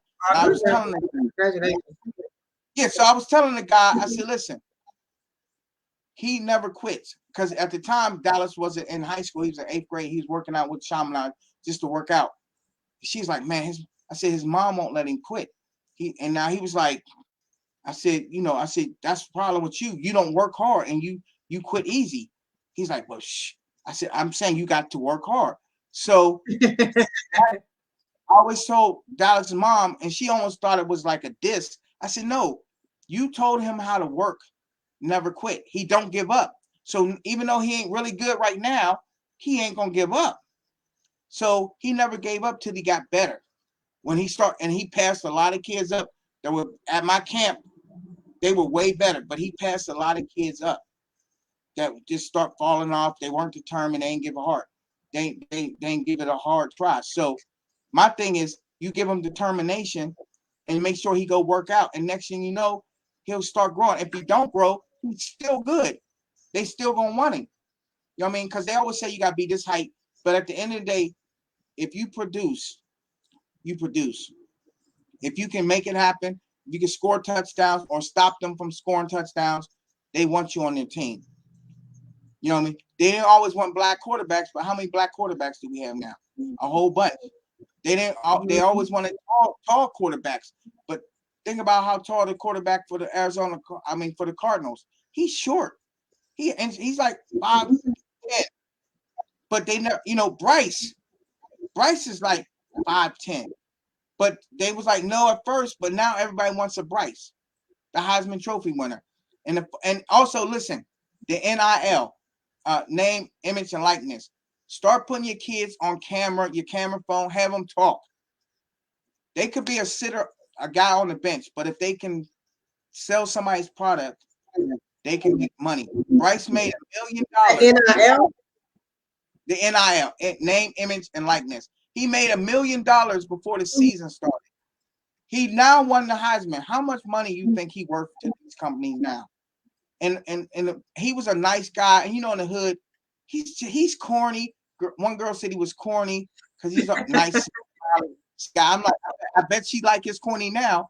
He made over $1 million being corny. So I told a kid from Bosco, kid named Khalil Warren, he's really talented. He's the next big running back for Bosco, St. John Bosco. His mom was like, Dad would say he smiled. I said, listen, you are a good-looking, strong, black young man. Dark skin, you look strong. You can sell somebody's product. Plus, you smile. You smile every day. You smile all the way to the bank. You know what I mean? Just make sure you can talk. I don't want you on the camera like, you know what I'm saying? I said, don't do that because you hear rappers say, you know what I'm saying? You know what I'm saying? And I'm like, I don't know what you're saying because you never said what you're saying, but you said, you know what I'm saying 10 times. So teach them how to speak. I would say breathe in. If you're shy, look at the cameraman, but look past the camera. Don't look into the camera lens. Look past him and just talk and talk slow. Like pastors in church, when they talk and they really want to say something, they talk slow and everybody's like, what? You know what I mean? So you want to talk slow, but talk with like motivation, like you know yourself better than anybody else. So when you say your name, don't say Ayinde. So no, my name is Ayinde, whatever. And talk strong, talk like you know what you're talking about, and you'll get confidence. So they'll get confidence. So we don't just do football. We do a lot of on-screen talking interviews. You just ran an 80-yard touchdown, but they want to put you on screen and talk. We teach them how to breathe slow the breathing down, and then talk, right? So, because I want them to be well-rounded. I don't want just football players or athletes. We want to be strong black men, strong whatever men. I always say we want to make great husbands. And women are like, yes, we want them to be a great husband. But we try to make guys good listeners. All that stuff we interject while we practicing. Usually when we get a break, we'll start talking about real quick stuff, and then we'll go back to the drills. But it's important to teach our youth how to be adults so they can teach. Because I tell kids, I tell my son, if I don't raise you right, how can you raise your son right when you have a kid? He's like, I ain't gonna have no kid. You're 6, you don't understand. But one day you're gonna have your own kid. But you're only gonna learn if I teach you and I have you around really good people, which I have them around all kind of really good people, and I let them have them, talk to them. I trust what they say to them, and then they'll come back. Well, he told me this, and I'm like, yeah, I told you that too. But I guess it comes from them. Sometimes it comes from them more, and the kids will listen to somebody else who said it before they listen to the parent. You know what I mean? But long as it works, it don't matter who got the credit. It matters who is going to actually tap into your son, and your son can really feed off. And then you got a great product. Not to say like it's other than humans, but you produce something that's great to the community, and he can go on, and then your grandkids have an opportunity to be really good kids and do whatever and they love. And that's what it comes down to. And then, we just Sunday dinner, we all just, happy and get ready for Monday. You know what I mean? So that's why I always tell people. You know what? Look, I appreciate you bringing on the show. However, I do want to leave on this note. What's next for you in music? I don't know. I'll be making music, but like I said, I just CD I mean, I keep saying I'm old school. CD, DVD. I just sent it off to a couple kids. I mean, to a couple guys who are good in the business. We'll see how it works. I mean, like my one boy I talked to, I said I'm gonna send you the DVD, and or send you the file. Whether let's just say file. I send it to you on email, and then MP3. Yeah, MP3. I'll send it to you, and just whoever you can work with, just let me know. And he's like, all right. So, like I said, it's all me. If I make the beats that people like, I'll get on. If I don't, I'll just be making music in my spot where I'm at. You know what I mean? So it's all. Everybody has to be accountable. You have to make the hits. If you have to be able to make the touchdowns, you have to be able to do the job assignment right to be the guy or the woman or you know what I mean. So if it don't happen, I'm still blessed to create. I like what I do, you know what I'm saying. But if nobody else likes it, it's okay, you know what I mean. So I'm good with that. I mean, I make a decent living training and coaching, so it's not like before when I was like, man, I gotta make this happen or whatever. No, you just keep working and get better, get as good as you want to get. You are, like I tell running backs, you tell me if you're gonna start. I don't say who's gonna start. I'm based on you guys' performance. You know what I mean? A lot of running backs, I'm better than him. Well, show me you better than him. Don't tell me you better than somebody. Show the coach you better than them. Show your employer you're the best, but don't just talk it. You know what I mean? Deion Sanders talked a lot of mess, but he backed it up, right? Just like now he's coaching. He was like, hey, HBCUs, go to HBCUs. Nobody wanted to listen, but now they listening. Now he got the #1 player in the country going to Jackson State.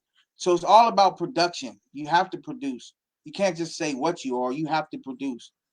You know what I mean? So, I mean, that's, yeah. But definitely thank you for having me. We're about to end this show. I'm about to get some lunch, and let me know about the football mom stuff and also more things that's going on with Run2Daylight. The information is scrolling on the bottom. I hope that this broadcast today has brought you some love, and hope that there's going to be many kids coming your way very soon. I may be sending my son out there. I appreciate it. Thank you very much. You're welcome. Look, you have a good one, man. And I'm gonna buy some overalls this week. Oh, no. And I'm gonna get my hair cut and it's all haircut. Yeah, that's funny. That is funny.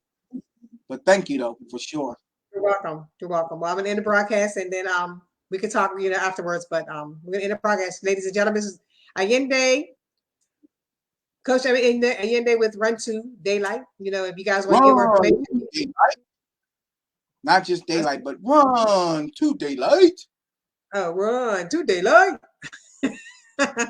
Sorry about that. Yeah, that's okay. I didn't make it up, but the kid made it up. Is at Michigan State. He just now went pro. His name is Speedy.